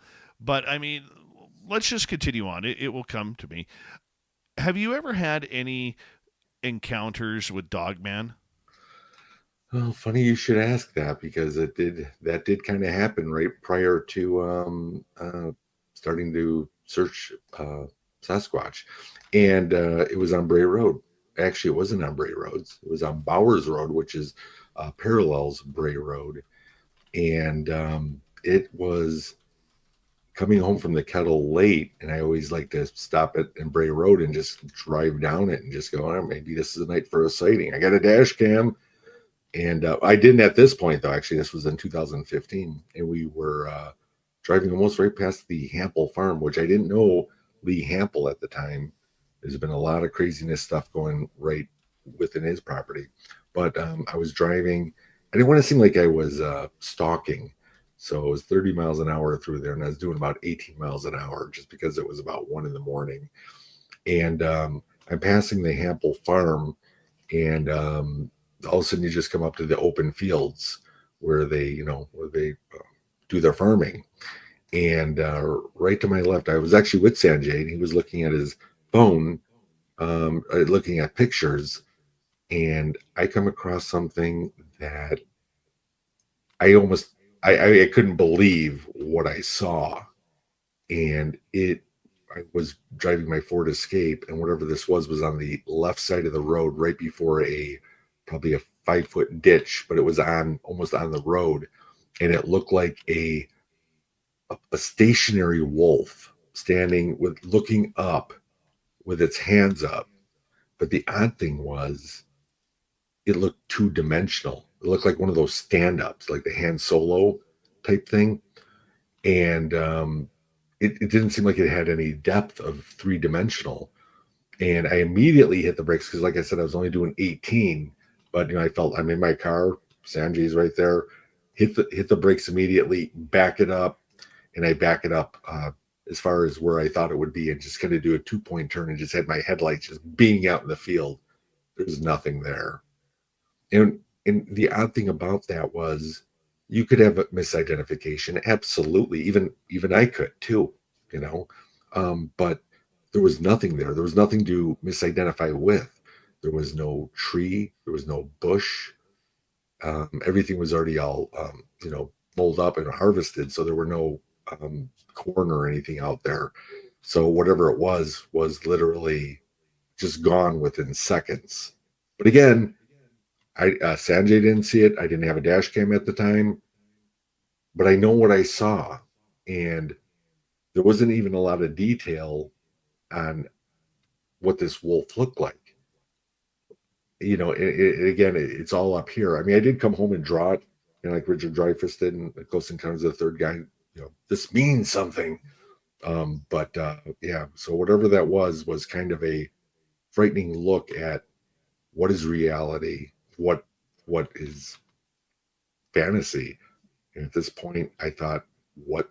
I have no idea what I was looking at. It just looked like a wolf. I really don't want to encounter one. I really don't. That's the one that scares me, to be blunt. Did you get any telepathic messages from it? Did you get any sort of communication? Not through the Dogman. When I saw that, I think it was more, and I wasn't even really 100%, had the fear from it. I was just more of a, whoa, and I know I just saw that, but did I just see that? And you start questioning your sanity. Then I said, I am insane. I'm seeing things. It's late. My eyes are blurry. There was something there, but there was nothing there. I have had weird thoughts out in the Kettle, though, which again, they were my thoughts, but they're like those intrusive thoughts that you don't really think about, and all of a sudden you're starting to question, why am I thinking this? So again, when people say, has there been any telepathic, it's never like somebody else's voice, it's my voice. But it's those intrusive thoughts, the ones that kind of just pop into your head, like, this is my voice, Jay, you're never leaving the Kettle again. And seeing visions of me being ripped off the path and never being able to leave. And again, these are my thoughts right after all this is happening. This is on our way out of the Kettle Moraine, late at night. And I kept getting in my head, you're too close, you're too close, you're too close, 3 times. Again, my voice. And I have no idea why I was thinking that, or was it projected into me? And I can't say either or. All I know is I was hiking with Kim and Sherry was actually walking behind me, and she said I was walking like I was drunk. And I don't remember this. And finally we get out of the Kettle, I get to the car, and everything just lifted to where I was just like, whew, all right. All of a sudden now everything felt normal. And that was kind of a frightening time because it wasn't physical. Nobody could hear any, audible or hear any type of sound of this. This was just all within me. And I'm like, why is it attacking me? So those were some messages that I got out in the Kettle. So sometimes people would say, well, was that Bigfoot or was that Dogman? I couldn't tell you, but whatever it was, that really happened. Thank you to Sherry, by the way, for rescuing me with a gold star heroic reminder of the question that I forgot to ask you that I wanted to. And it was, when you're going into your area, how soon do you sense them when you're entering? We usually get it when we turn onto the trail. So you'll take the main logging road to one of our areas, and then the minute you turn off to go onto the side trail where it is, that's where we seem to start getting it. That's about 3 miles away. Mm. How about for yourself? Well, number one, thank you, Sherry. She's one of my hiking partners that's out with me all the time. Um, just to be able to, she's trying to find her truth while it's out there. But that's a great question, Sherry, and thank you for recalling that, because me and Dave could not remember that for the life of us, and it just happened a couple minutes before that. I actually, when we're out there, it varies, and it's in different places. So it's not like I come out there and I'm like, I sense it and they're here. There are just times where I feel like I'm being recorded by on a film, as if we're in a play or making a movie, and somebody is just watching our every move. And I usually can get that sometimes immediately when we're in there, like, wow, this happened quick. I mean, we're not even in, 200 yards into the woods yet, and I feel it.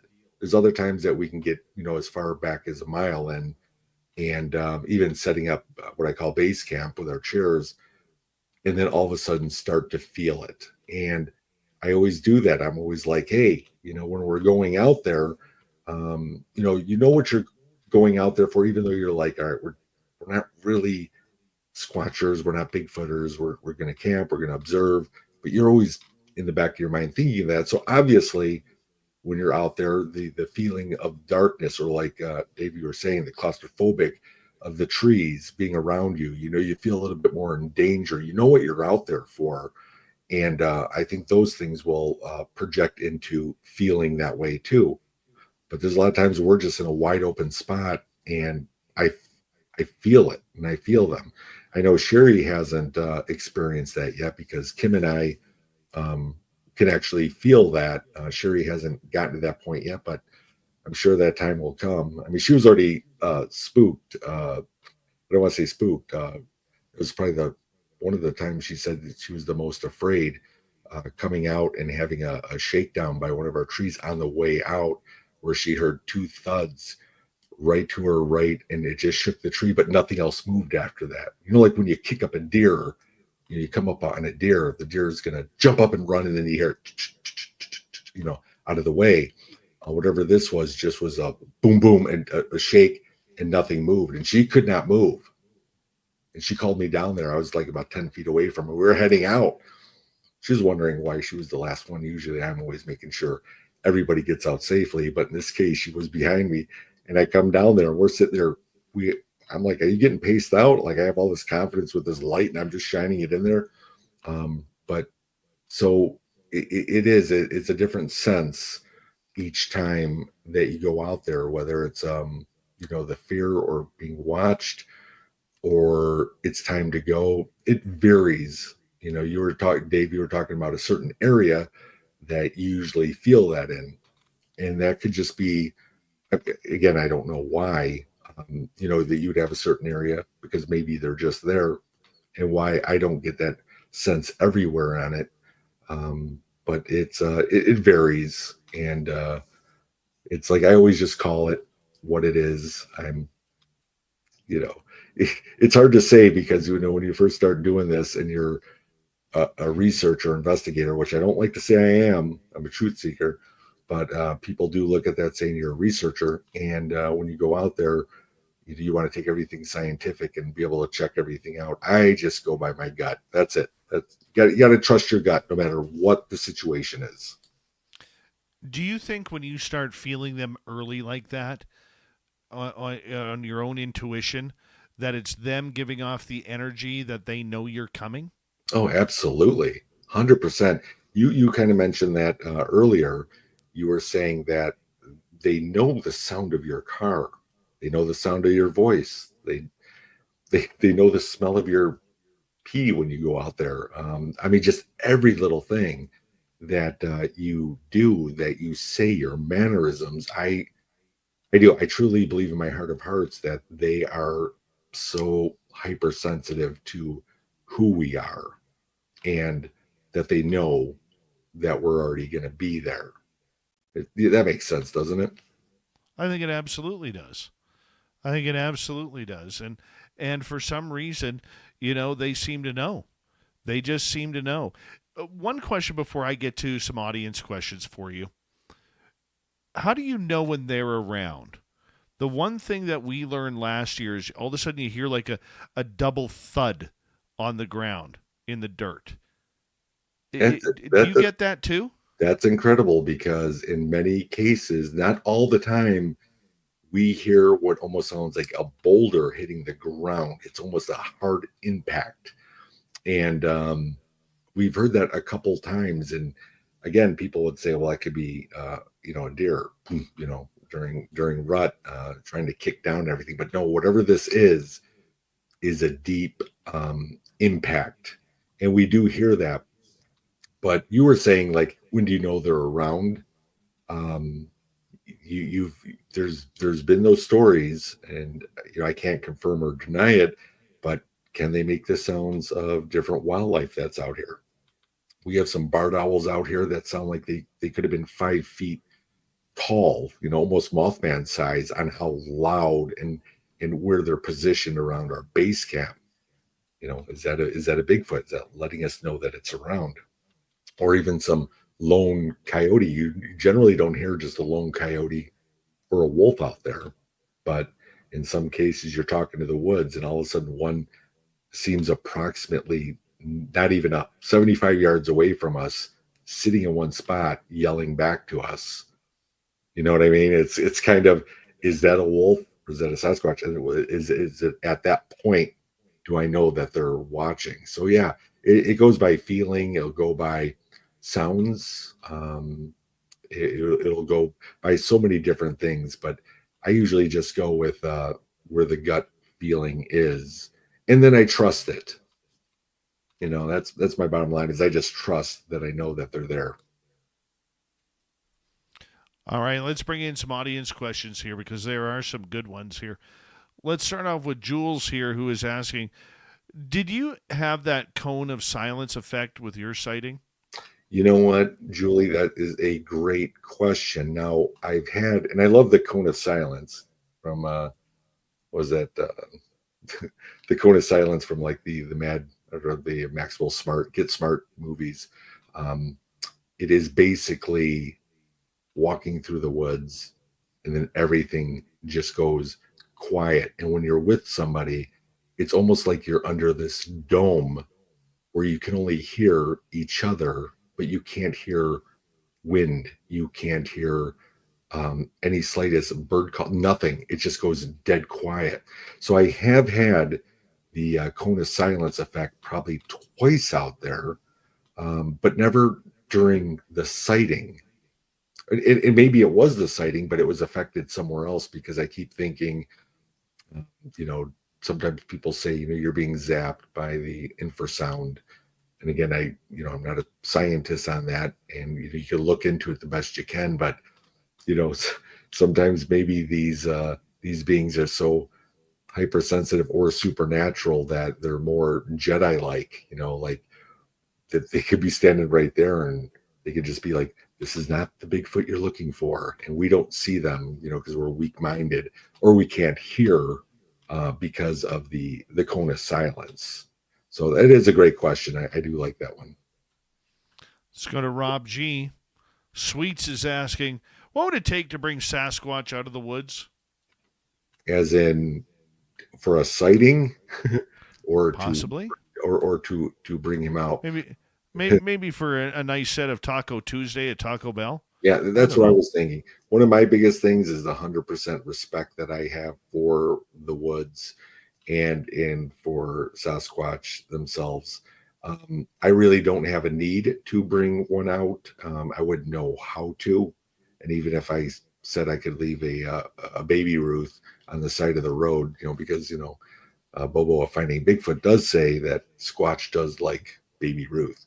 And again, I really don't know, and I don't mean to joke around about that, but I wouldn't know how to even, not that I would, but I wouldn't even know how to lure them out, because it's like, that's their home. That's their place.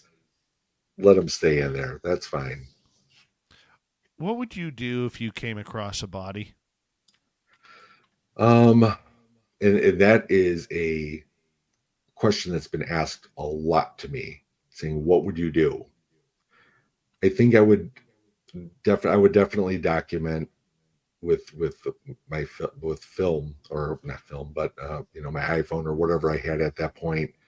Um, but out of respect, and this is where it gets, because I used to be, well, if you could just get the arm off or something and take it, there's your proof.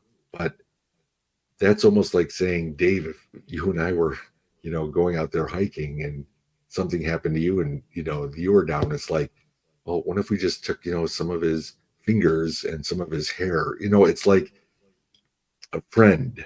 And it's hard to explain, but it's more that respect that I wouldn't disembody or try to move. And it's just like, if I ever caught the Holy Grail on video, would I show it? Because what is that going to do in I me? wouldn't. Right. What would that do? And that was the question you said. Where does the truth go? Well, I want to bring it back, show my wife, and my family, show close people. But as soon as you put that public and they don't think it's AI, and you're gonna just run them out, and that would be like, I don't know. It'd be betrayal. That's what I'd feel. It'd be 100% betrayal if I did that, because it doesn't matter. I don't need to bring a Bigfoot body out and to prove it, because I'm not trying to prove it to the world. You're trying to prove it to yourself. Oh yeah, Why bring 100%. cameras out then? That is a great question too, because that way, if I do capture it and I want to recall my memory of saying that, Jay, did you really see that? Then I would have my documentation of saying that. It would also be, if I came home and told my wife, that it's, that here I found it, and she looked at it and she believed it and my kids believed it. That's all that would be enough for me. It would be very tempting to then display it and to show it, but then it goes back to, what am I doing this for? And I'm not doing it for anything else but this, just the truth. That's it. And then I couldn't trust it anywhere else, as if you send that off to somewhere and they're like, yeah, let us take a look at it, and whatever evidence you have just disappears, because there could be a major cover up. You don't know. So this is all for me. We have about 90 seconds to go here with you tonight, and I want to say a big thank you, Jay, for an amazing conversation and an amazing time on here, and I hope one day you will come back to share some stories with us about encounters and stories you've collected over the years. I would love for our audience to know where they can find your interviews, your movies, and your website. Take your time. Okay, well, I mean, you could find all my information. I try to keep it updated, jaybachochin.com, on my website, just like you try to keep up Facebook or social media or whatever. You also find me on Facebook as well. There you can, I do have a store page, and it's only there because, well, I'm a graphic designer. I do have some t-shirts I designed. You can also purchase some Blu-ray of my two films that are on Amazon Prime, but a lot of times you don't know how long they're going to last on Prime. So you can purchase them there. I am right now currently in the getting near the final phases of Finding J3, the Kettle Connection, which I'm going to premiere down at the PA Bigfoot Camping Adventure in Pennsylvania on August 22nd this year. So we're gonna premiere it there. And so basically, you're going to be able to find all my news there. You'll find some links to some other interviews. And I mean, that's about it. I just, everybody's support and love for the support is really all I need. I'm not in this for money at all. So, like I said, Dave, thank you for Jay Bachochin, everybody. What a great guy. We're definitely going to bring him back. Coming up next, Swamp Dweller and Extra Small with the Q&A. We'll be right back. You're listening to Spaced Out Radio with your host, Dave Scott.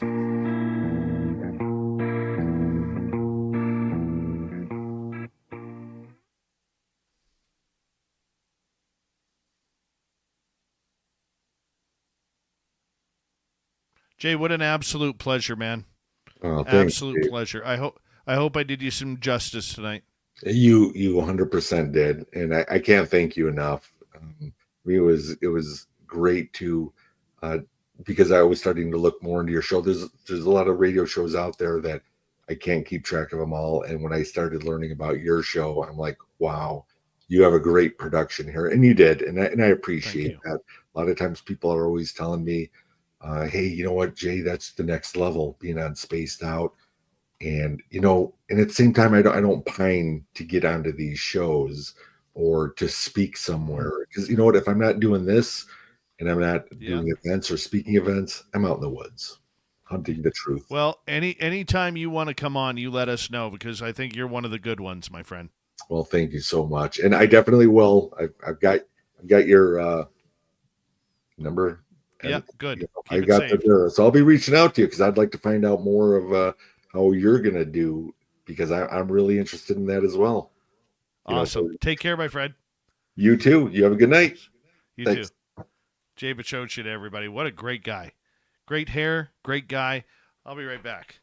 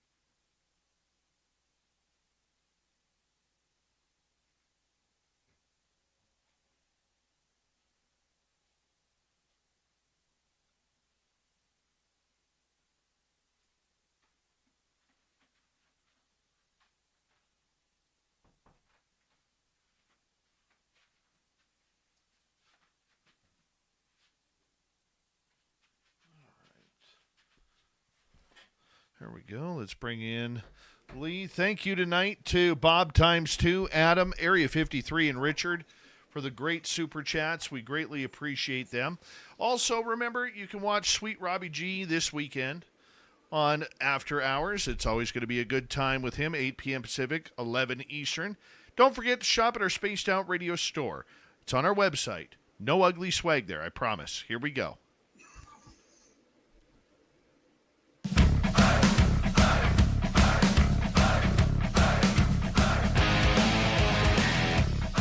Here we go with the third and final hour of Spaced Out Radio tonight. Good to have you with us.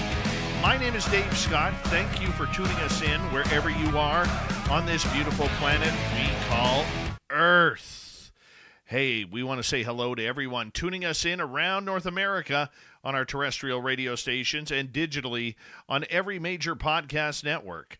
Our website, spacedoutradio.com. We have a plethora of features for you. Rock out to Bumblefoot, read the news wire, check out our swag as well. Follow us on X at Spaced Out Radio, Instagram at Spaced Out Radio Show, and on Patreon in the Space Travelers Club. The Desert Clam has set the password for tonight in the SOR Space Travelers Club, Obsolagnium. Obsolagnium is your password. Use it wisely, Space Travelers, as the Clam sets the password each and every night right here on Spaced Out Radio. Let's head to the swamp. Hello and welcome to Spaced Out Radio's Swamp. I'm Swamp Dweller, and tonight I'm going to take you on a mystic journey of the unknown, sharing tales of monsters, legends, and nightmares. Welcome to the Spaced Out Radio Swamp. I never imagined anything like what I'm about to describe would happen. After walking for about 15 minutes or so, we reached the parking lot. Mary leads the way, with me in the middle and Farrakha following closely behind. The first few steps onto the trail require walking up a small but steep hill. Mary crested the hill before Farrakha and me, and as she did, we heard a loud rustling noise to our left. I naturally chalked the noise up to some birds or maybe a squirrel messing around in the trees. But then, Mary suddenly stopped in her tracks, causing Farrakha and me to pause briefly. Just as I was about to ask her what the problem was, Mary calmly said, "Turn around, guys." Farrakha and I looked at her, confused and not understanding what she meant. I started asking why, and she said probably the scariest thing I have ever heard. "There is something over there. Run." Now, that sentence was a lot more difficult for Farrakha and me because we know Mary very well, and she doesn't scare easily. So to hear the apparent panic in her voice as she ordered us to run away from something that neither Farrakha nor I saw was terrifying. Mary and Farrakha immediately started sprinting back down the small hill as I was still standing in my place. I quickly looked behind me, but I didn't see anything. I did hear something, though. I was still baffled because I had not seen anything, and Mary never said what she saw. I ran over to Mary and Farrakha, who were waiting for me just before the entrance to the parking lot. I think part of the reason I hesitated to run right away was because I thought Mary might have been exaggerating a little. I should have known by the look on her face that she was not messing around. I had a miniature hatchet multi-tool and pocket knife on my belt, and you better believe I had them at the ready. I had no idea what I was expecting, but I knew whatever might run out of the woods behind us would get a face full of stainless steel. When I reached my sister's, I asked Mary where we were running from. She told us to keep moving as she constantly looked back at the trail that we had just come from. She even told us to jog just in case it followed us. We did. After flying a quarter mile, Mary finally told us what we were running from. She said she looked in the direction of the noise we had all heard and saw a huge gray figure hunched over about 10 feet off the trail. She described it to be at least the height of Farrakha, around 5'6". It had long, gray, patchy-looking hair and/or fur. She said it looked bipedal, but she didn't stick around long enough to take in every detail about the figure. However, she did note that it looked like it was shuffling toward us. I believe that made her get us out of there so fast. She must have feared that we were going to be chased. I have never believed in monsters or cryptid, but Mary said she honestly has no idea what that thing was. We don't have any animals in Pennsylvania that match that description, at least as far as I know. I know that black bears sometimes stand on their hind legs, but they are not gray, and it didn't sound big enough to be a bear. The only other thing it might have been was maybe a human, but why would someone be dressed like that, and why would they hear us distressed and not call out to us and let them know that they were not a threat? Maybe someone was doing drugs and was scared they would be busted. I don't know. I swear I've gone through every scenario. I don't know if I believe in Bigfoot or anything like that, but who knows? When we were almost home, Mary told us that she used to go to the bus stop with 2 of the neighbor kids years ago. She said that they would always walk, and they would hear this mysterious animal. Sometimes they would see it walking around the woods near their house, which is very close to the state game lands. They described it the same way, and said that it definitely looks like it's some sort of ape creature. At first, she did not believe them because she had never seen such a thing herself. But once, when the neighbor kid's grandmother was with them at the bus stop, Mary asked about this mysterious animal. The grandmother has always been religious and didn't seem to be the type to believe in something like these Bigfoots. But, to Mary's surprise, the grandmother said she also had witnessed the mysterious animal lurking around. Moreover, our house is just across the lawn from where our neighbors claimed to spot this unknown Bigfoot creature. I'm not sure if these 2 experiences are related. Besides, that was many, many years ago. But could the figure Mary encountered in the woods tonight be the mystery animal they saw all those years ago? Maybe it was a human or an animal. Who knows for sure? But what I do know is, I don't think I'll ever be hiking on the state game lands anytime soon. Thank you, Swamp Dweller, for another creepy story. If you want more just like that, head on over to our YouTube channel, or his YouTube channel, Swamp Dweller. Check things out. Hit subscribe, ring that bell. He has thousands of stories there for you that'll creep you out each and every night. It's time for Lee and the Q&A.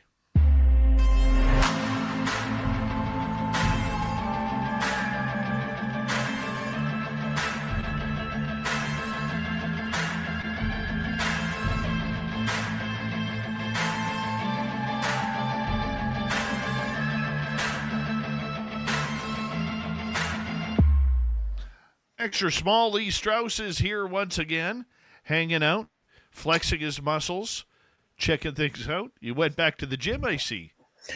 I'm going back to the gym. It's been 3 months. Now, were you there just for a selfie, or did you actually just work out? Dave, that was an old photo I reposted. Sure it was. Sometimes we need a reminder, right?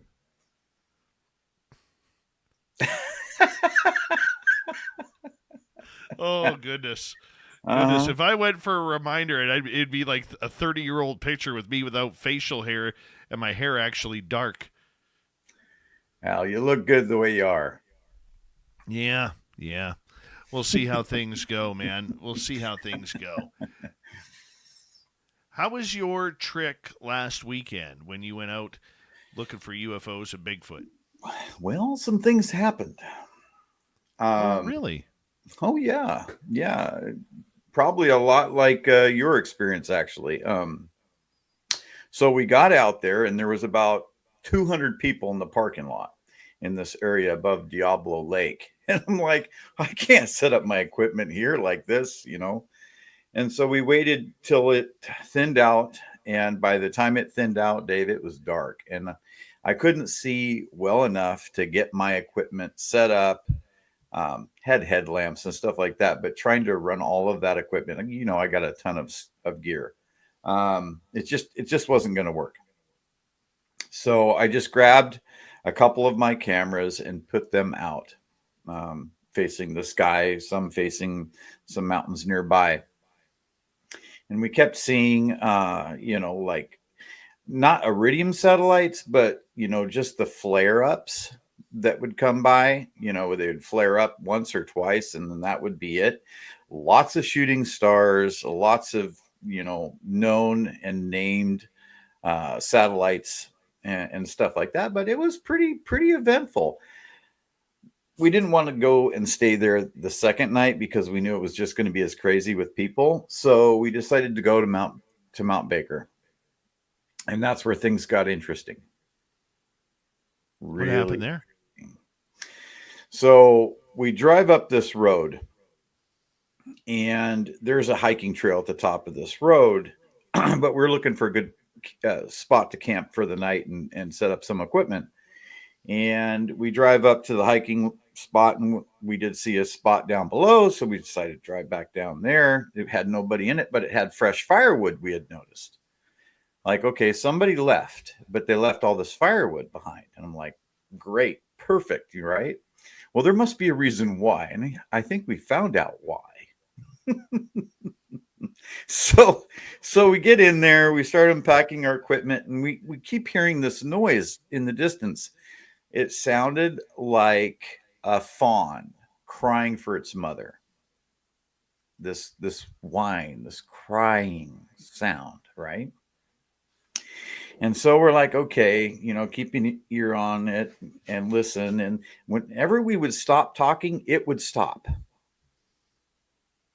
So we slowly kind of ventured off into the woods to see if we could find it. Once we got back in there, we didn't hear anything, right? Where the sound was coming from. And we could plainly pick out where it was, but we couldn't see anything back in there.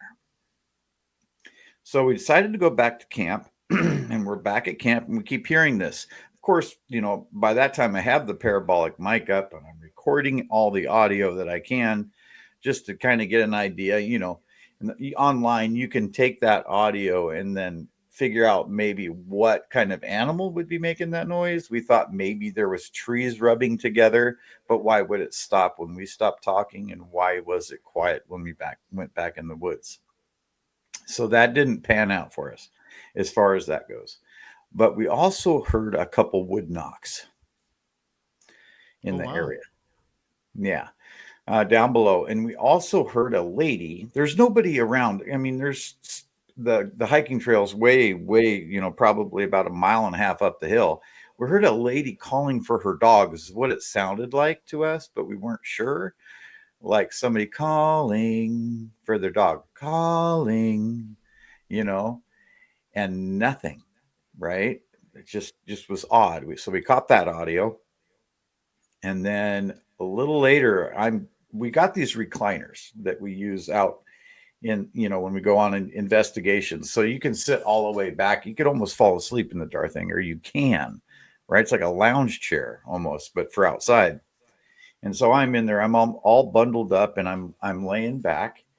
And all of a sudden, to my left-hand side, there was this scurry of brush, just crazy scurry of brush.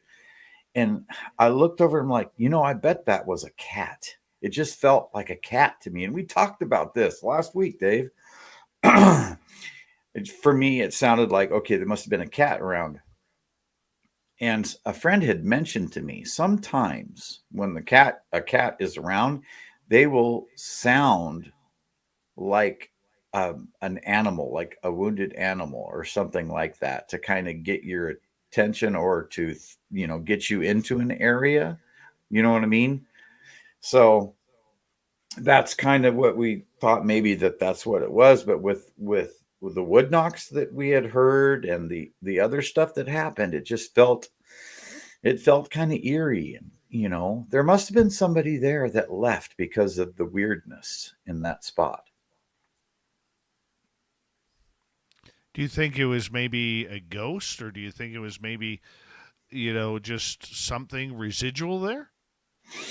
I think there was probably something residual there, but I also believe that, with one phenomenon, you get multiple. So that's always, maybe the veil is a little thin there for some reason. So weird. Mm-hmm. So weird. When are you going back? Not to that spot. I really want to go this weekend. I want to go out somewhere. It's just that I don't have people to go with this weekend. And some of the areas I'd like to go to, I don't really want to go without anyone because they're so So highly bizarre and strange, especially at night. Let's move on to another topic I want to get into with you tonight, and that is nuts and bolts versus the woo. Mm-hmm. Mm-hmm. I hearken back to the interview we did with Tim Senor, and I did my Dave 101 on it about how people who are just so nuts and bolts, and I consider you a very nuts and bolts guy. This is why I wanted to talk to you about it. How at times it's very difficult for those looking for the common scientific explanation to this Mm-hmm. absolutely have troubles accepting the woo side of the experience. Why is that? Well, they need something. They need something to ground them, right? And science really does that. Hard science really does that. It's a repeatable thing. So, if you can repeat that action or that response to whatever it is, then it's hard science. With the phenomena we deal with, it's not necessarily repeatable. So, I mean, that's the problem with it, right? And so many people, even if they're not scientists, believe that if it's not repeatable, that it's not in their reality, right? They can't accept it. I think a lot of people grow up with parents that are very staunch about this is the way things are. There's no deviating from this path, and it could be also like from religious aspects, right? Growing up a certain way, they don't have the mind or the perception to go out there and grasp those things because they've lived in this little box and they don't want to shake that paradigm, right? I think, I'm very nuts and bolts. I am. But because I've had some very strange things happen to me in my life, I am divergent of that. I have gone, to the other side because I can't say that what somebody else experienced is not real because I wasn't there to experience it. So how can I, or how can anybody else say that, well, that didn't happen to that person?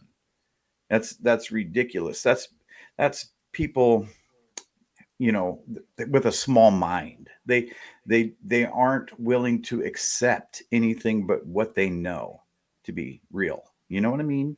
Until something happens to them, maybe once, twice, three times before they say, okay, well, there is something there. They have to have that experience. So listening to people on your show and being an abductee myself and having to listen to other abductees talk about all of their experiences and things that I have never even heard of before, it really expanded my understanding of my reality. Let's just say that it's expanded my reality. Okay, that is you. Hmm. But for the people, even like Tim, and if anybody wants to know the interview we're talking about, just look for our interview on our podcast side or on our YouTube channel with Tim Senor. It was just a couple of shows ago. I think it's more of a protection of his fear. Mm-hmm. I think that the lack of acceptance for what he experienced, especially out at Flight 21 in 2023, where he saw the UFO come in on his psionics camera, and then he saw the aliens in the trees. I think that he is in, and maybe I'm speaking out of turn, but I think he's in denial because it protects him. By not admitting that it happened, it protects him, at least internally, from accepting the fact that this is something that he has to deal with, because he'll never go back there. He doesn't want to go back there. He's scared to go back there. Mm-hmm. And that's how I kind of drew my conclusion on it. So do you think then, for a lot of these skeptics who don't take the woo seriously publicly, do you think it's because of fear? Well, once again, I'm going to say this. when I realized that I was an abductee, I went through hell trying to realign myself to my new reality. It was not easy. So when people come up against something like this, Dave, they don't want to have to go through all of that. I mean, it was months and months of work. I to have somebody that doesn't know how even you can't do this by yourself. Need to or a therapist or somebody to help you through it, to realign yourself and to find your new reality, because a lot of people just can't do it themselves. I think it's um I think it's a lot of work, and I don't think people want to put in that type of work. It's going to take them out of their paradigm. For some people it might be like religious reasons, like I was saying before. Um, and for me, that was part of it. For me, why it shook me so hard is because I grew up as a Catholic.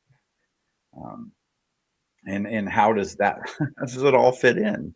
It's redrawing what you know to be real. Well, I mean, if you have a very scientific mind, adding something unexplainable to your mind really does affect your psyche. It affects everything you stand for. It's a complete struggle. I struggle with it all the time. I don't know. Here it is. That's why I've got so much equipment, because I'm trying to explain it.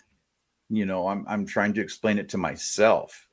Everybody else be damned. I want to understand what I'm looking at, and the only thing that I can get a hold of is this different pieces of equipment to try to help explain it to me. Um, I have no answers. I mean, are there portholes? I mean, portals out there. I think there are. Is there time shifts? I think there are. Do we move from one reality to another? I think it's very possible that we do during the day or during it at night, or whatever the case may be. Whenever you make a decision in life, you might move to a new reality. But how do you measure that? How do you quantify that? That's been, my me trying to understand the world I live in, right? And for some reason, I think that I can do that through a piece of equipment somehow, like recording, every time I go to a certain place and getting the background readings and the radiation readings and the magnetic readings. But it's not necessarily going to happen for me. But at least that piece of equipment in some way grounds me to this reality. You know what I mean? Well, it does, because your brain is wired differently than mine and many others, and I'm not saying that in a bad way. You have a very scientific aspect out of it, and a scientific thought. And we're going to continue this conversation with extra small Lee Strauss on the Q&A here on Spaced Out Radio. We will be right back.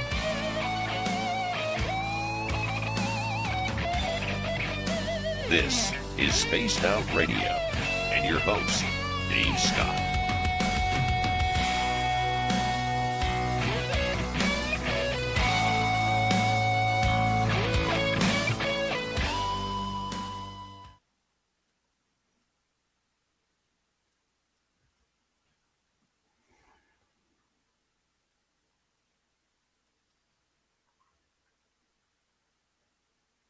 Good start, Lee. Good start. Thank you. Your guest was pretty good tonight too. Yeah, the first show he was on was really good. This one was kind of a little bit, but yeah, he does a good job. He's a good dude. I just don't know what a squatch is. Uh-huh. Yeah, I can see that. Mm-hmm.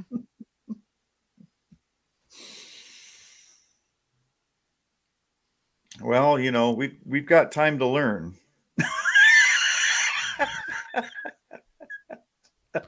Oh God, I can't wait to get out in the forest with Timmy tomorrow. Oh, I'm jealous. I'm so jealous right now. I wish I had something planned. Oh, if I had any place where I could go tomorrow, Mhm. I would go up to Baker over to what's called the electric parking lot, and I'd set up a lot of my equipment right in the middle of it. If you leave early enough, you could join Tim and I tomorrow night. I wish I had a couple more days to take off, but I don't. That's your fault. Yeah, that's my problem. Boo! Yeah, I'll wear the dunce hat. I hear you. Yeah, I can imagine. Last time I was at the electric parking lot, we saw some pretty strange things, like these masses that were moving and undulating over the tree line. I just couldn't understand that. It was so dark, but these masses were darker than the background, and they just moving. I don't know. But now I've got some really good equipment. Probably pick it up. Well, that's good. That's good. Yeah, we're just into keeping ours amateur looking, man. Well, that's the way you gotta use what you have. Derek, I'm only a 2X, not a 3X. I'm not that fat, man.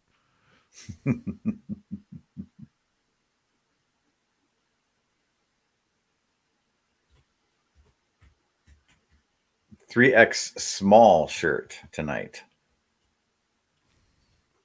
I'm not even getting started tonight. I'd like to see Dave in a turtleneck, a tight one.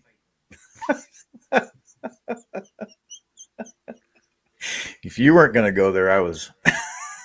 What do they call those turtlenecks? But it's just like a square to put under your shirt. What do they call those? I don't know. They call them like a dinky or something like that. They do. That would be sweet. Shaq Filet, how you doing? I would totally rock one of those with some suspenders, man.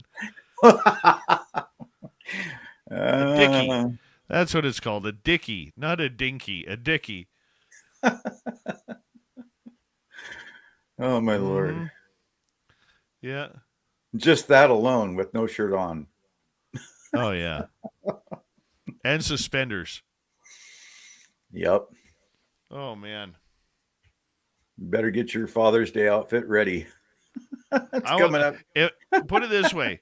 I'll tell you right now. Next year's Vegas get-together, if Rob G wears one, I will wear one.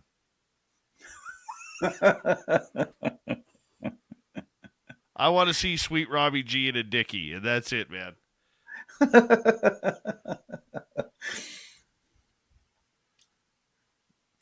Instead of men with He's hats, like, you got men with dickies. Rob's like, never. Yeah, sweet Robbie G and myself posing for new SOR professional pics with dickies on. SOR dickies. SOR dickies. I should see if we can find those in the store. We got 30 seconds. Big thank you tonight to Bob ×2, Richard, Adam, and Area 53 for the super chats. Really appreciate it. Thank you for the love. Joe Monk, please give Lola a big pet for us, if you don't mind.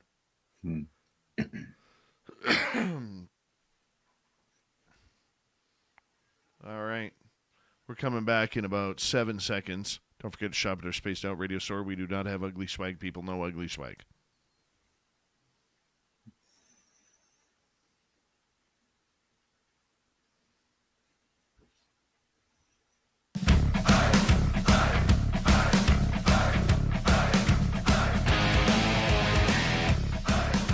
Here we go with the final half hour of Spaced Out Radio tonight. My name is Dave Scott.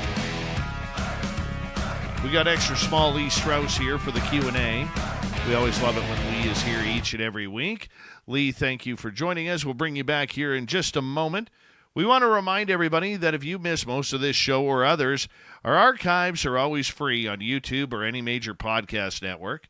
Our website, spacedoutradio.com, we have a plethora of features for you. Rock out to Bumblefoot, read the news wire, check out our swag as well. Follow us on X at Spaced Out Radio, Instagram at Spaced Out Radio Show, and on Patreon in the Space Travelers Club. Here we go, Lee Strauss from our YouTube channel show, Element 115, if you want to catch that. That's every Friday night. Him and Tim James talk for an hour before we start up in order to warm us up with some UFO cryptid monster talk. It's absolutely great. Lee, thank you so much for being here. Greatly appreciate you. Dave, I appreciate you giving me the chance to be on the show each and every week. Thank you very much, sir. You're so full of it. Admit it. If you were hot to trot on Tinder, you wouldn't be here. Oh, well, it's not every day I can take home somebody that looks like you. So, you know. Oh, that's terrible. Absolutely terrible. Oh, it's not. Science versus the woo. Nuts and bolts versus the experience. It's a hot button topic, especially in the UFO world, where it seems like the nuts and bolts, even though the scientists are going at it, the government seems to be pushing it away. Anna Paulina Luna looking to collapse Arrow, take away their funding, and instead using the FBI. Dr. Sean Kirkpatrick fired back, basically calling everybody who doesn't support Arrow a bunch of lunatics, okay, saying that, you know, they were doing a great job. And no, you weren't, Dr. Kirkpatrick. I want to know what planet he's living on. What dimension is he in that he's actually contributing and making a difference, especially during his time with Arrow? I mean, just your thoughts on it all, you know, because this plays in. I think it plays well for the experiencer the more this government shambles continues with the UFO topic. Well, it does. And it seems like things are coming out from every side lately. You know, and, you know, as we get into this whole thing, it started out very nuts and bolts. I mean, it did, you know, it was the Tic Tac and it was the Go Fast and all this other stuff. And now we're talking about manipulating our own reality. I mean, it is going down the woo train very fast. And it doesn't seem to show any signs of stopping, Dave. And, you know, they want to keep it very nuts and bolts, or at least they seem to. But the more and more whistleblowers step forward, the farther down the rabbit hole we seem to be going. Now, where's that? Where are we headed? You know, it's all sensational. It seems to me like each whistleblower is trying to outdo the last whistleblower. That's a good point. I don't know if I like calling them whistleblowers anymore. I really am not sure about that. Considering they're not really whistleblowing on anything, they're just like you and me telling their experiences. Yes, but they do get the microphone. They do get the chair to talk to everybody. And we are stuck back here picking up the pieces and trying to figure out how what they're talking about fits into the reality that we already know about, right? And then we're back here saying, well, I know about that, or I've seen something similar to that. And we're trying to put that out and give people that information, saying it's not just these people in the government that have experienced these things. You know, they're not necessarily the people that everybody should hang their hat on, right? I think it takes a lot of people, you know, not just necessarily the people right within the government or within the FBI or the CIA or with any programs that they're along with. I think you need to branch out and look at everyone as a whole. I'm not saying that. I'm not saying that we shouldn't. I'm not saying that they shouldn't bring out their stories. What I want to see, though, and maybe I'm being selfish, a whistleblower brings out something that could get them in trouble. Okay? Breaking and I'm not saying breaking an NDA, but I'm saying maybe you're pushing that limit right to the edge. A whistleblower doesn't say, I can only tell you in a skiff and not show up for a skiff meeting. A whistleblower is going to, I think really if we look back in the 20th century, or let's say the last 30 years, I think the only real whistleblower that has come out is Edward Snowden. That guy raised a ruckus to the point where he went right against his NDAs because he knew they were BS. But if you look at the whistleblowers we have now in the UFO world, I think they are experiencers. I think they are witnesses. Because the one thing that all of them have in common is they will not break their NDA. They're trying to clear their information with Dopser before they release it. Mm-hmm. And to me, a whistleblower isn't asking for clearance. Okay. Well,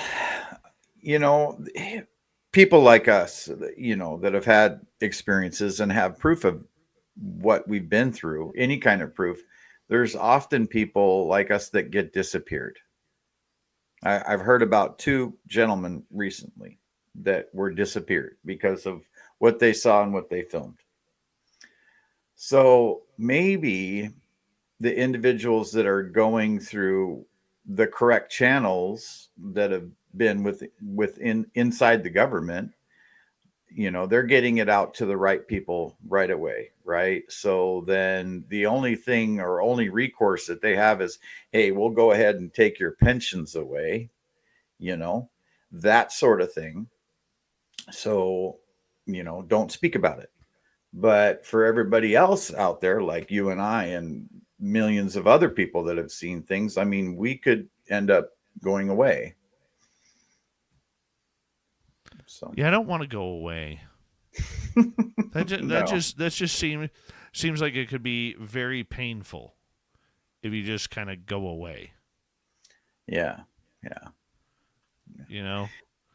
Because you go away for a long time, like forever.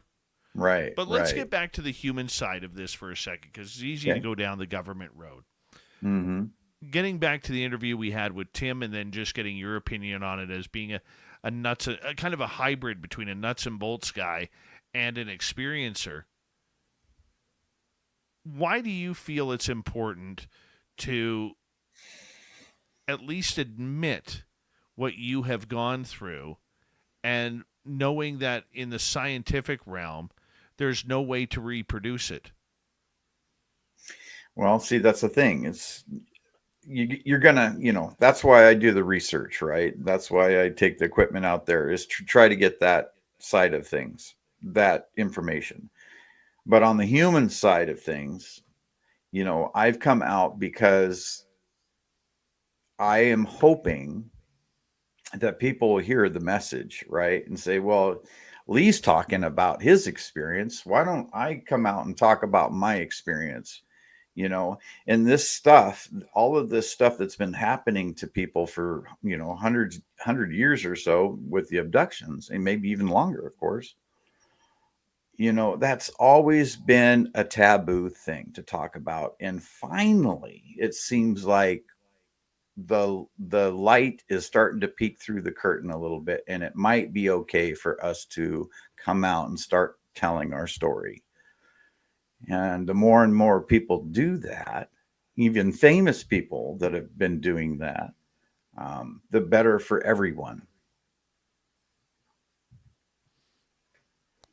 Is it because of reputation?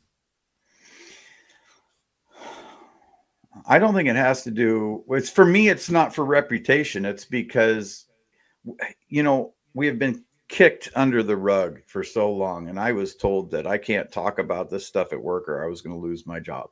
So for me, it's one way of fighting back against the system that's been put in place to shun people like us who have been through the experience and want to tell our story and want other people to tell their story and make them feel like they're not alone in all this stuff. It's me. It's being angry at what's been built.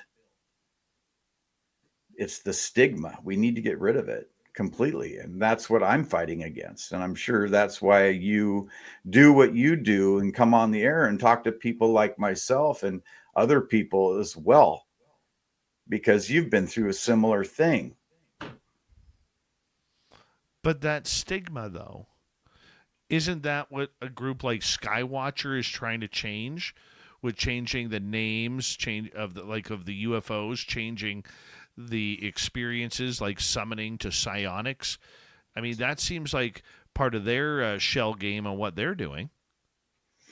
Yeah, but I would think that that's more of a selfish angle than what the average person like you and other people that have had this experience, Dave.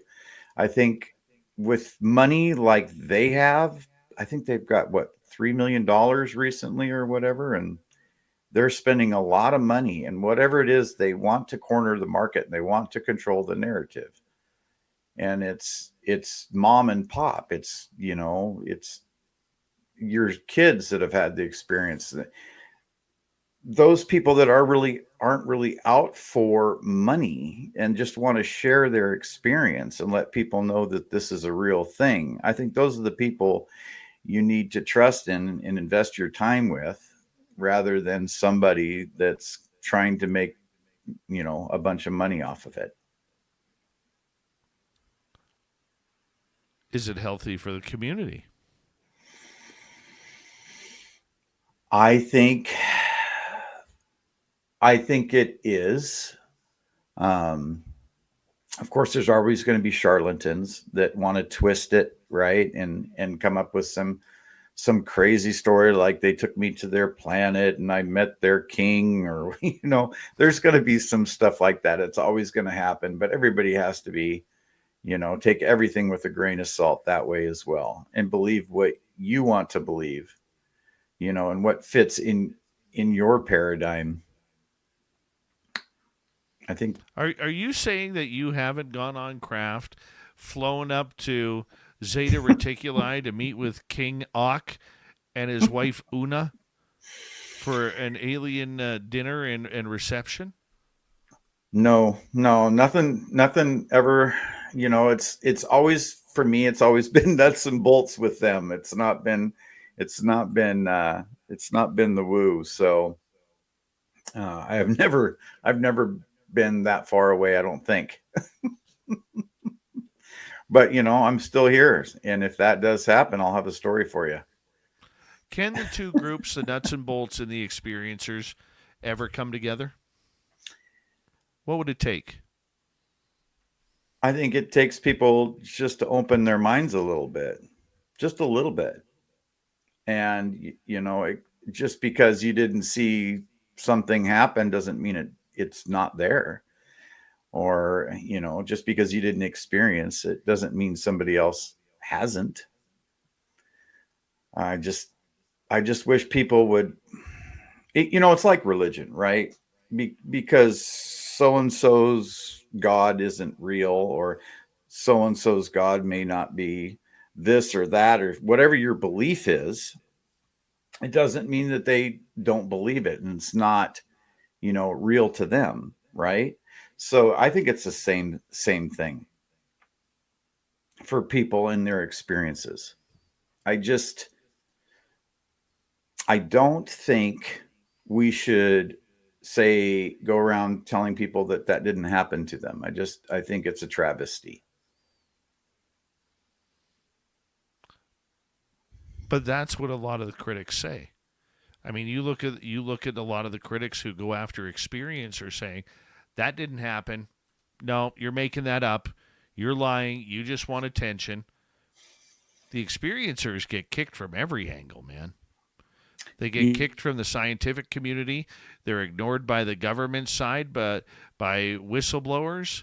The skeptics go after them. They have no safe spot. Okay. So that if that's the case, then maybe that's something that's been put in place on purpose to keep people down and not talk about what happened to them, right? Because those people don't want to be shunned. They don't want to be shunned to their family. They don't want to be, made fun of to their friends. They don't want their children to look at them odd and say anything to anybody else. So, I mean, I think that's something that has been built over the last, 70 years and put in place to keep it quiet. I mean, that obviously makes sense considering there has been a cover-up of this for a long time. You see it, especially with news, when things happen, the newscasters, they'll laugh about it and make a joke of it. It's very common. The only people that don't are the people, like newscasters on YouTube. None of the big four really go into this. I might have heard something on Fox News once, but I don't think there was, not a whole lot there. We've got about 5 minutes to go here before we have to say goodnight to you in regards to that. Getting back to the whole idea that Arrow may lose funding. Now, it's still a far ways away. I mean, people are just starting the hue and cry about it. But do you think that would be a good thing, turning it over to the FBI, where Anna Paulina Luna believes that if this were to happen, the FBI would be a hell of a lot more transparent with the American public? That just seems like a shell game. It really does. I don't care where you move it to. I think having it in any government, funded CIA, FBI, any group, it's a shell game. Move it around some more. I mean, the more you move it around, the longer it's going to take for information to come out. It just doesn't seem like a good idea to me. What would you like to see happen? Why does everything have to be talked about in a skiff? Why can't we just be open about it? I mean, if the US and China and Russia all have UFO craft, why are we not talking about it freely? Everybody's going to have the same technology they're working with here when they're back engineering this stuff. It seems to me that it's just, another bit of control that they can have over us. I mean, I could get into some other things, but I don't want to talk about them here. It's control, Dave. It's what it is.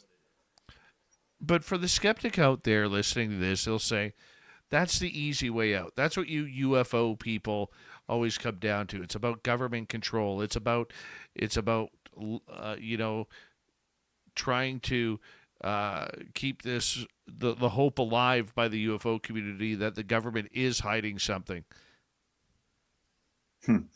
Look how many things they're hiding, though, that people already know about, that things have already come out. And they keep doing it. It's not enough to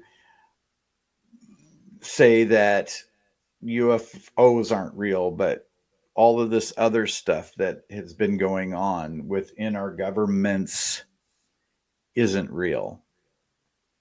Right? I mean, they go so far, Dave, that they say that certain medications aren't good for us. And yet we know the opposite. So. Yeah, there's a lot of shysters out there right now, isn't there?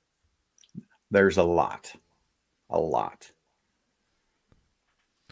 I think that's why we see more people doing real work on their own.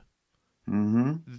I see a lot more people kind of shying away from getting into the podcast world and getting more into the field work because they're tired of not being able to have people out there solving it for themselves to the point where it doesn't make sense, that everything is a Mylar balloon or everything is a drone. This is why we have UAP and not UFO. You know, I mean, it just seems like we're at that cracking point for a lot of people. Have you heard that? That's the way I feel. I feel we're at the cracking point, and it seems like we get an inch, but then they take two. It's what it seems like. Now with Arrow, of course, being defunded, there's no good way anymore unless you're going to do your own work.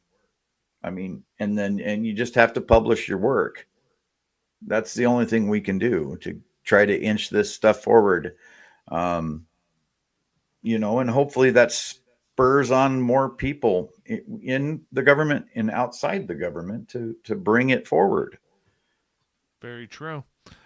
Extra Small, great to have you here again on Spaced Out Radio. We will talk to you next week, my friend, and we encourage people to tune in. You'll be joining Grant Baker on UFO Max on our YouTube channel Wednesday nights and Friday nights for Element 115.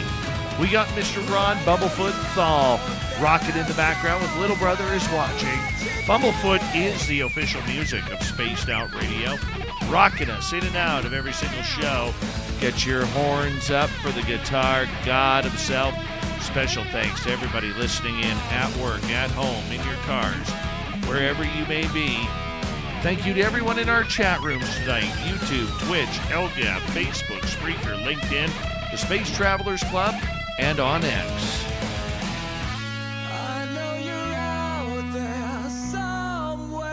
Remember, this show is copyright by Spaced Out Radio and SOR Media Ventures Limited. Thank you so much for choosing to share your evening with us, because together, my friends, we're watching. We own the night. Mr. Bumblefoot, we need a favor. We need you to take us home.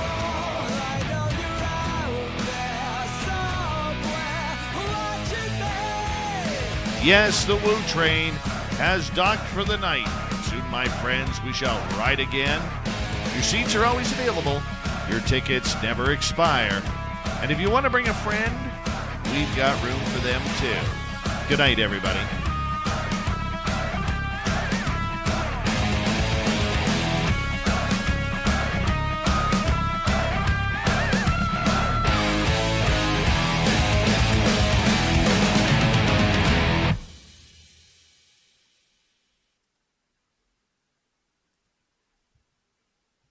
Good job, Lee.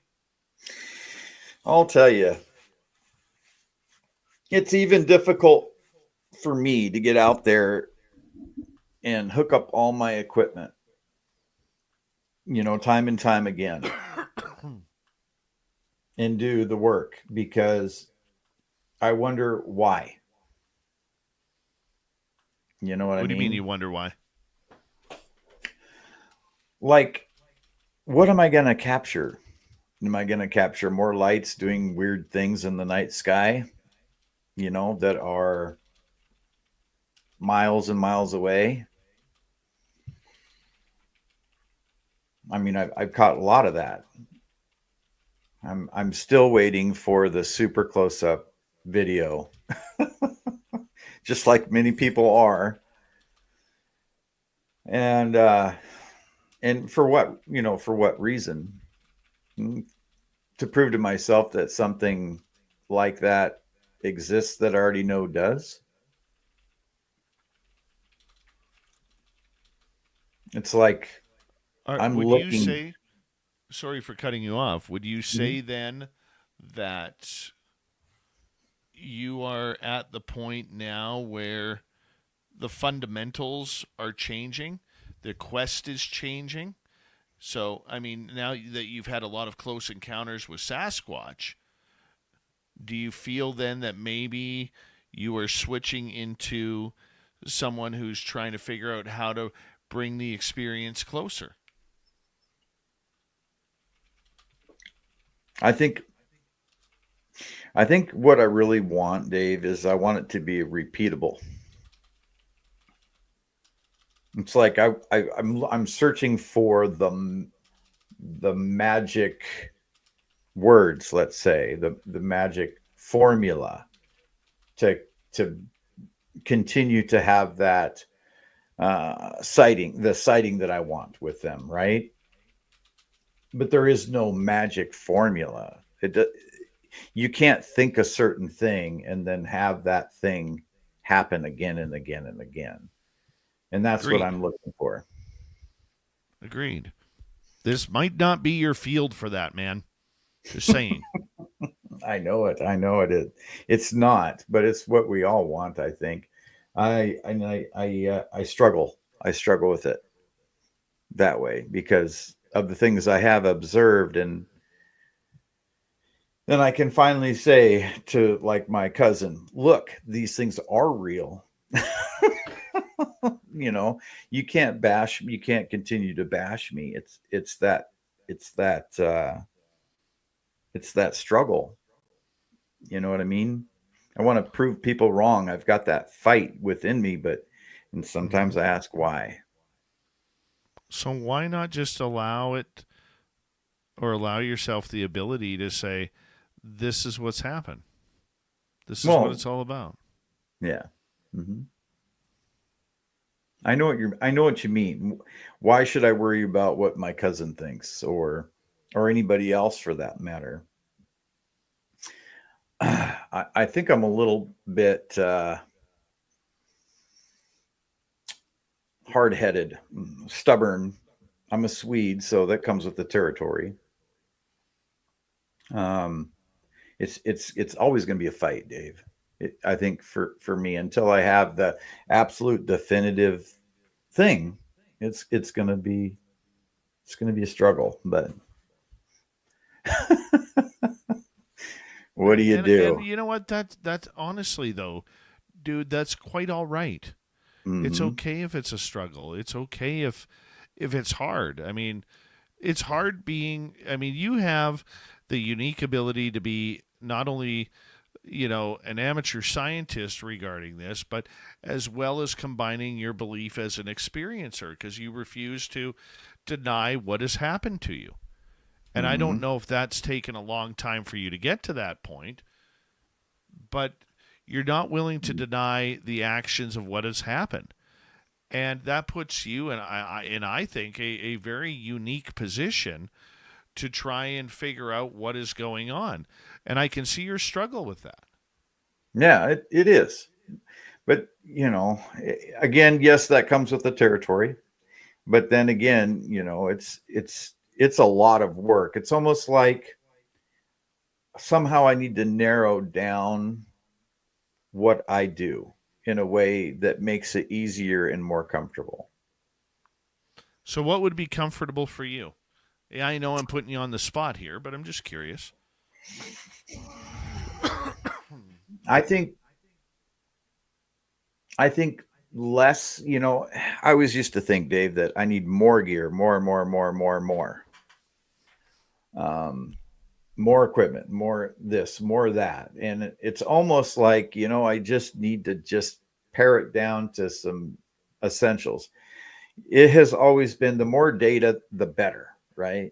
The more data you can capture on, what types of light is the craft exhibiting, right? So you get cameras that detect all different types of wavelengths of light, right? So in different aspects, anything that I can come up with and think of. So narrowing it down just to maybe one or two cameras would be a great help, because it would make me lighter on my feet when I want to go out and do an investigation instead of slugging along all this equipment. So in other words, you just want to take the time and just enjoy it. Yeah. hmm Not I don't just blame you enjoy for it, that, but dude. yeah. I really don't blame you for that. That is a hard thing to accept. Is just, as somebody like yourself who has been out there trying to um, who is trying to find, not only find scientific answers, but just any answer to what you've gone through. hmm It's a tough pill to swallow when you just can't get there. It's like running around in circles. Uh-huh. Uh-huh. Exactly. It is. So I've got to wean myself off and make myself as light as possible on my feet so that I can go out and just capture the footage that I'm looking for and What about stop taking trying to. what about just taking a weekend and instead of bringing your cameras, bring binoculars?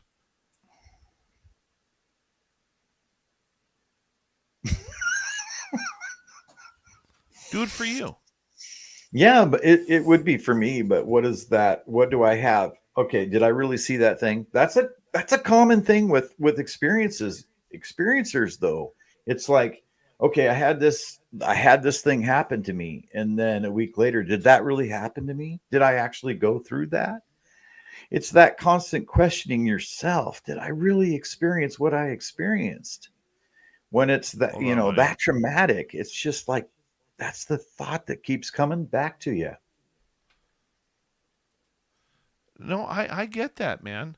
I get that, but it's not going to hurt for you to take a weekend and just, take for yourself, to allow yourself the ability to just enjoy the experience, enjoy the interaction, enjoy, asking them to turn their lights on and off, and they do.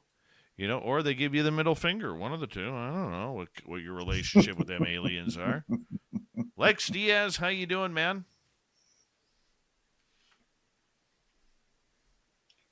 I mean, that's It's up a to you. I'm just putting it out there for a suggestion.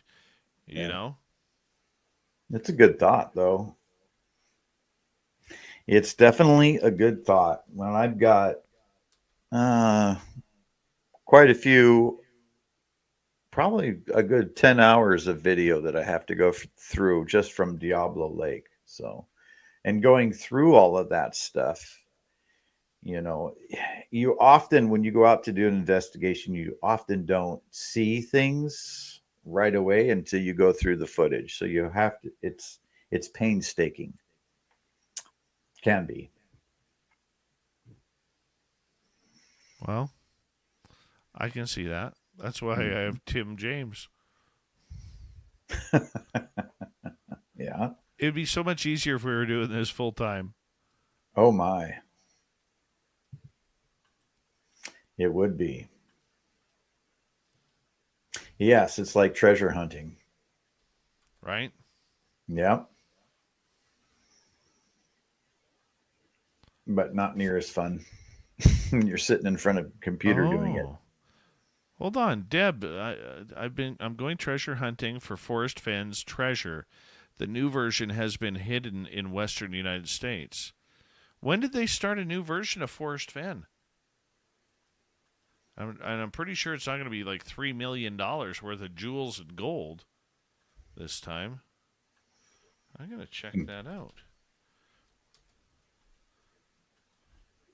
Forrest Fenn, new adventure, new treasure.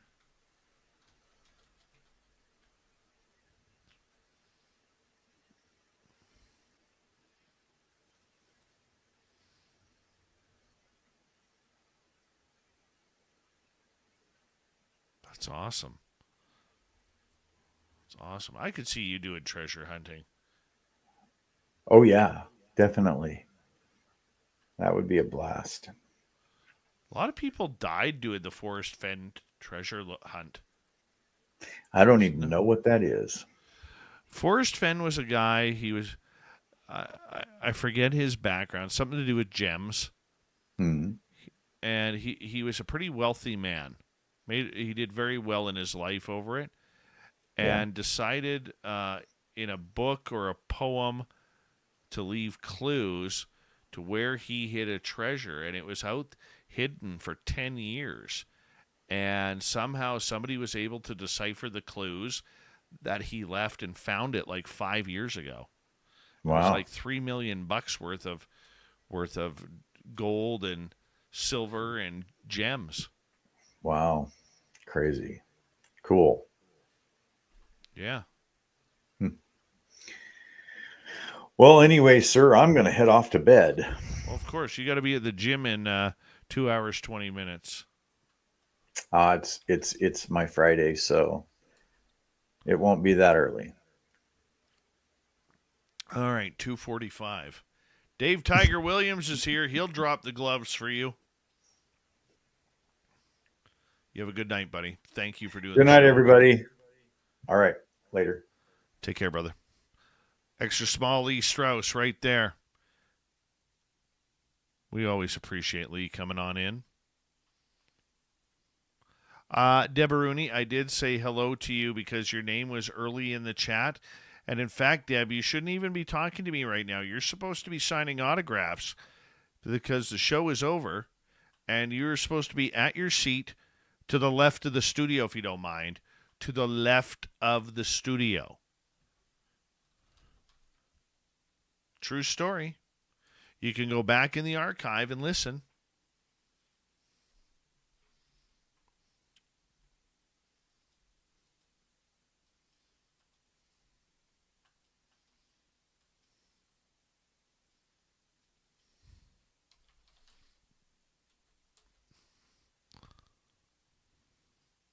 Thank you, Philip Miller.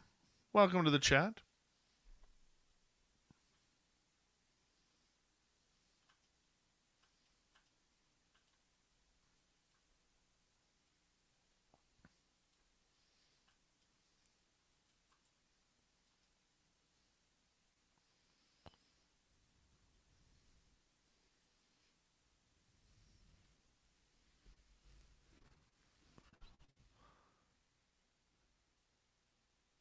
Understandable, J Truth Seeker.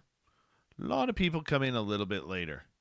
But if your name is in the chat early, like Deboruni's was, there's a good chance you're going to become an autograph signer for the night. No more breaks, Dave. I like the live shows, even though I'm just lurking. I don't know what that means. Are you saying the breaks we take on the show? Or are you saying you're not taking any more breaks because you're tired of lurking and want to be a part of it, Big Bad Lex Diaz?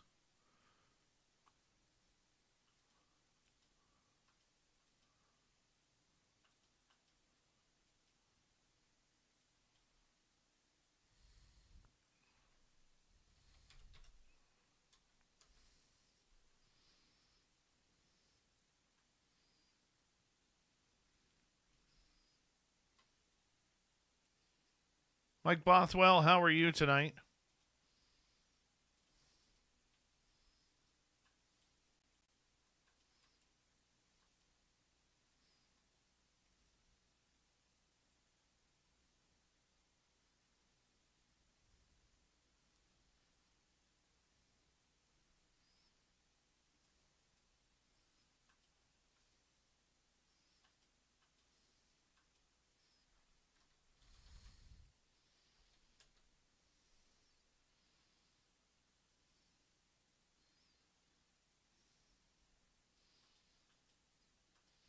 All right, everybody. I'm going to get out of here. I got to get ready for the weekend and prepare for my level of fun tomorrow night with Tim. We're going to be filming, so probably by Wednesday, Thursday, we'll have hopefully something ready, if not by next weekend. And big love to everybody out there for hitting subscribe, ring that bell. Thank you, Bob, ×2, Richard, Adam, and Area 53. The rest of you, thank you for tuning us in. Tell a friend, share the show. We'd appreciate it as we continue to grow bigger and better each and every night. We'll talk to you soon. I'll see you on Monday, everybody.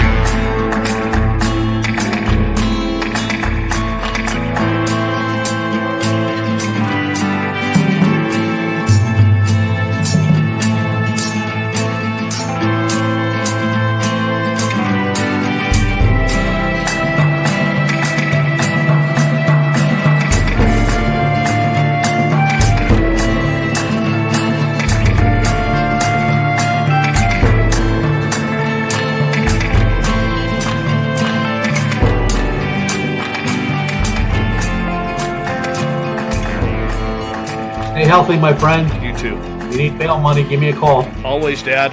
Take care. You too.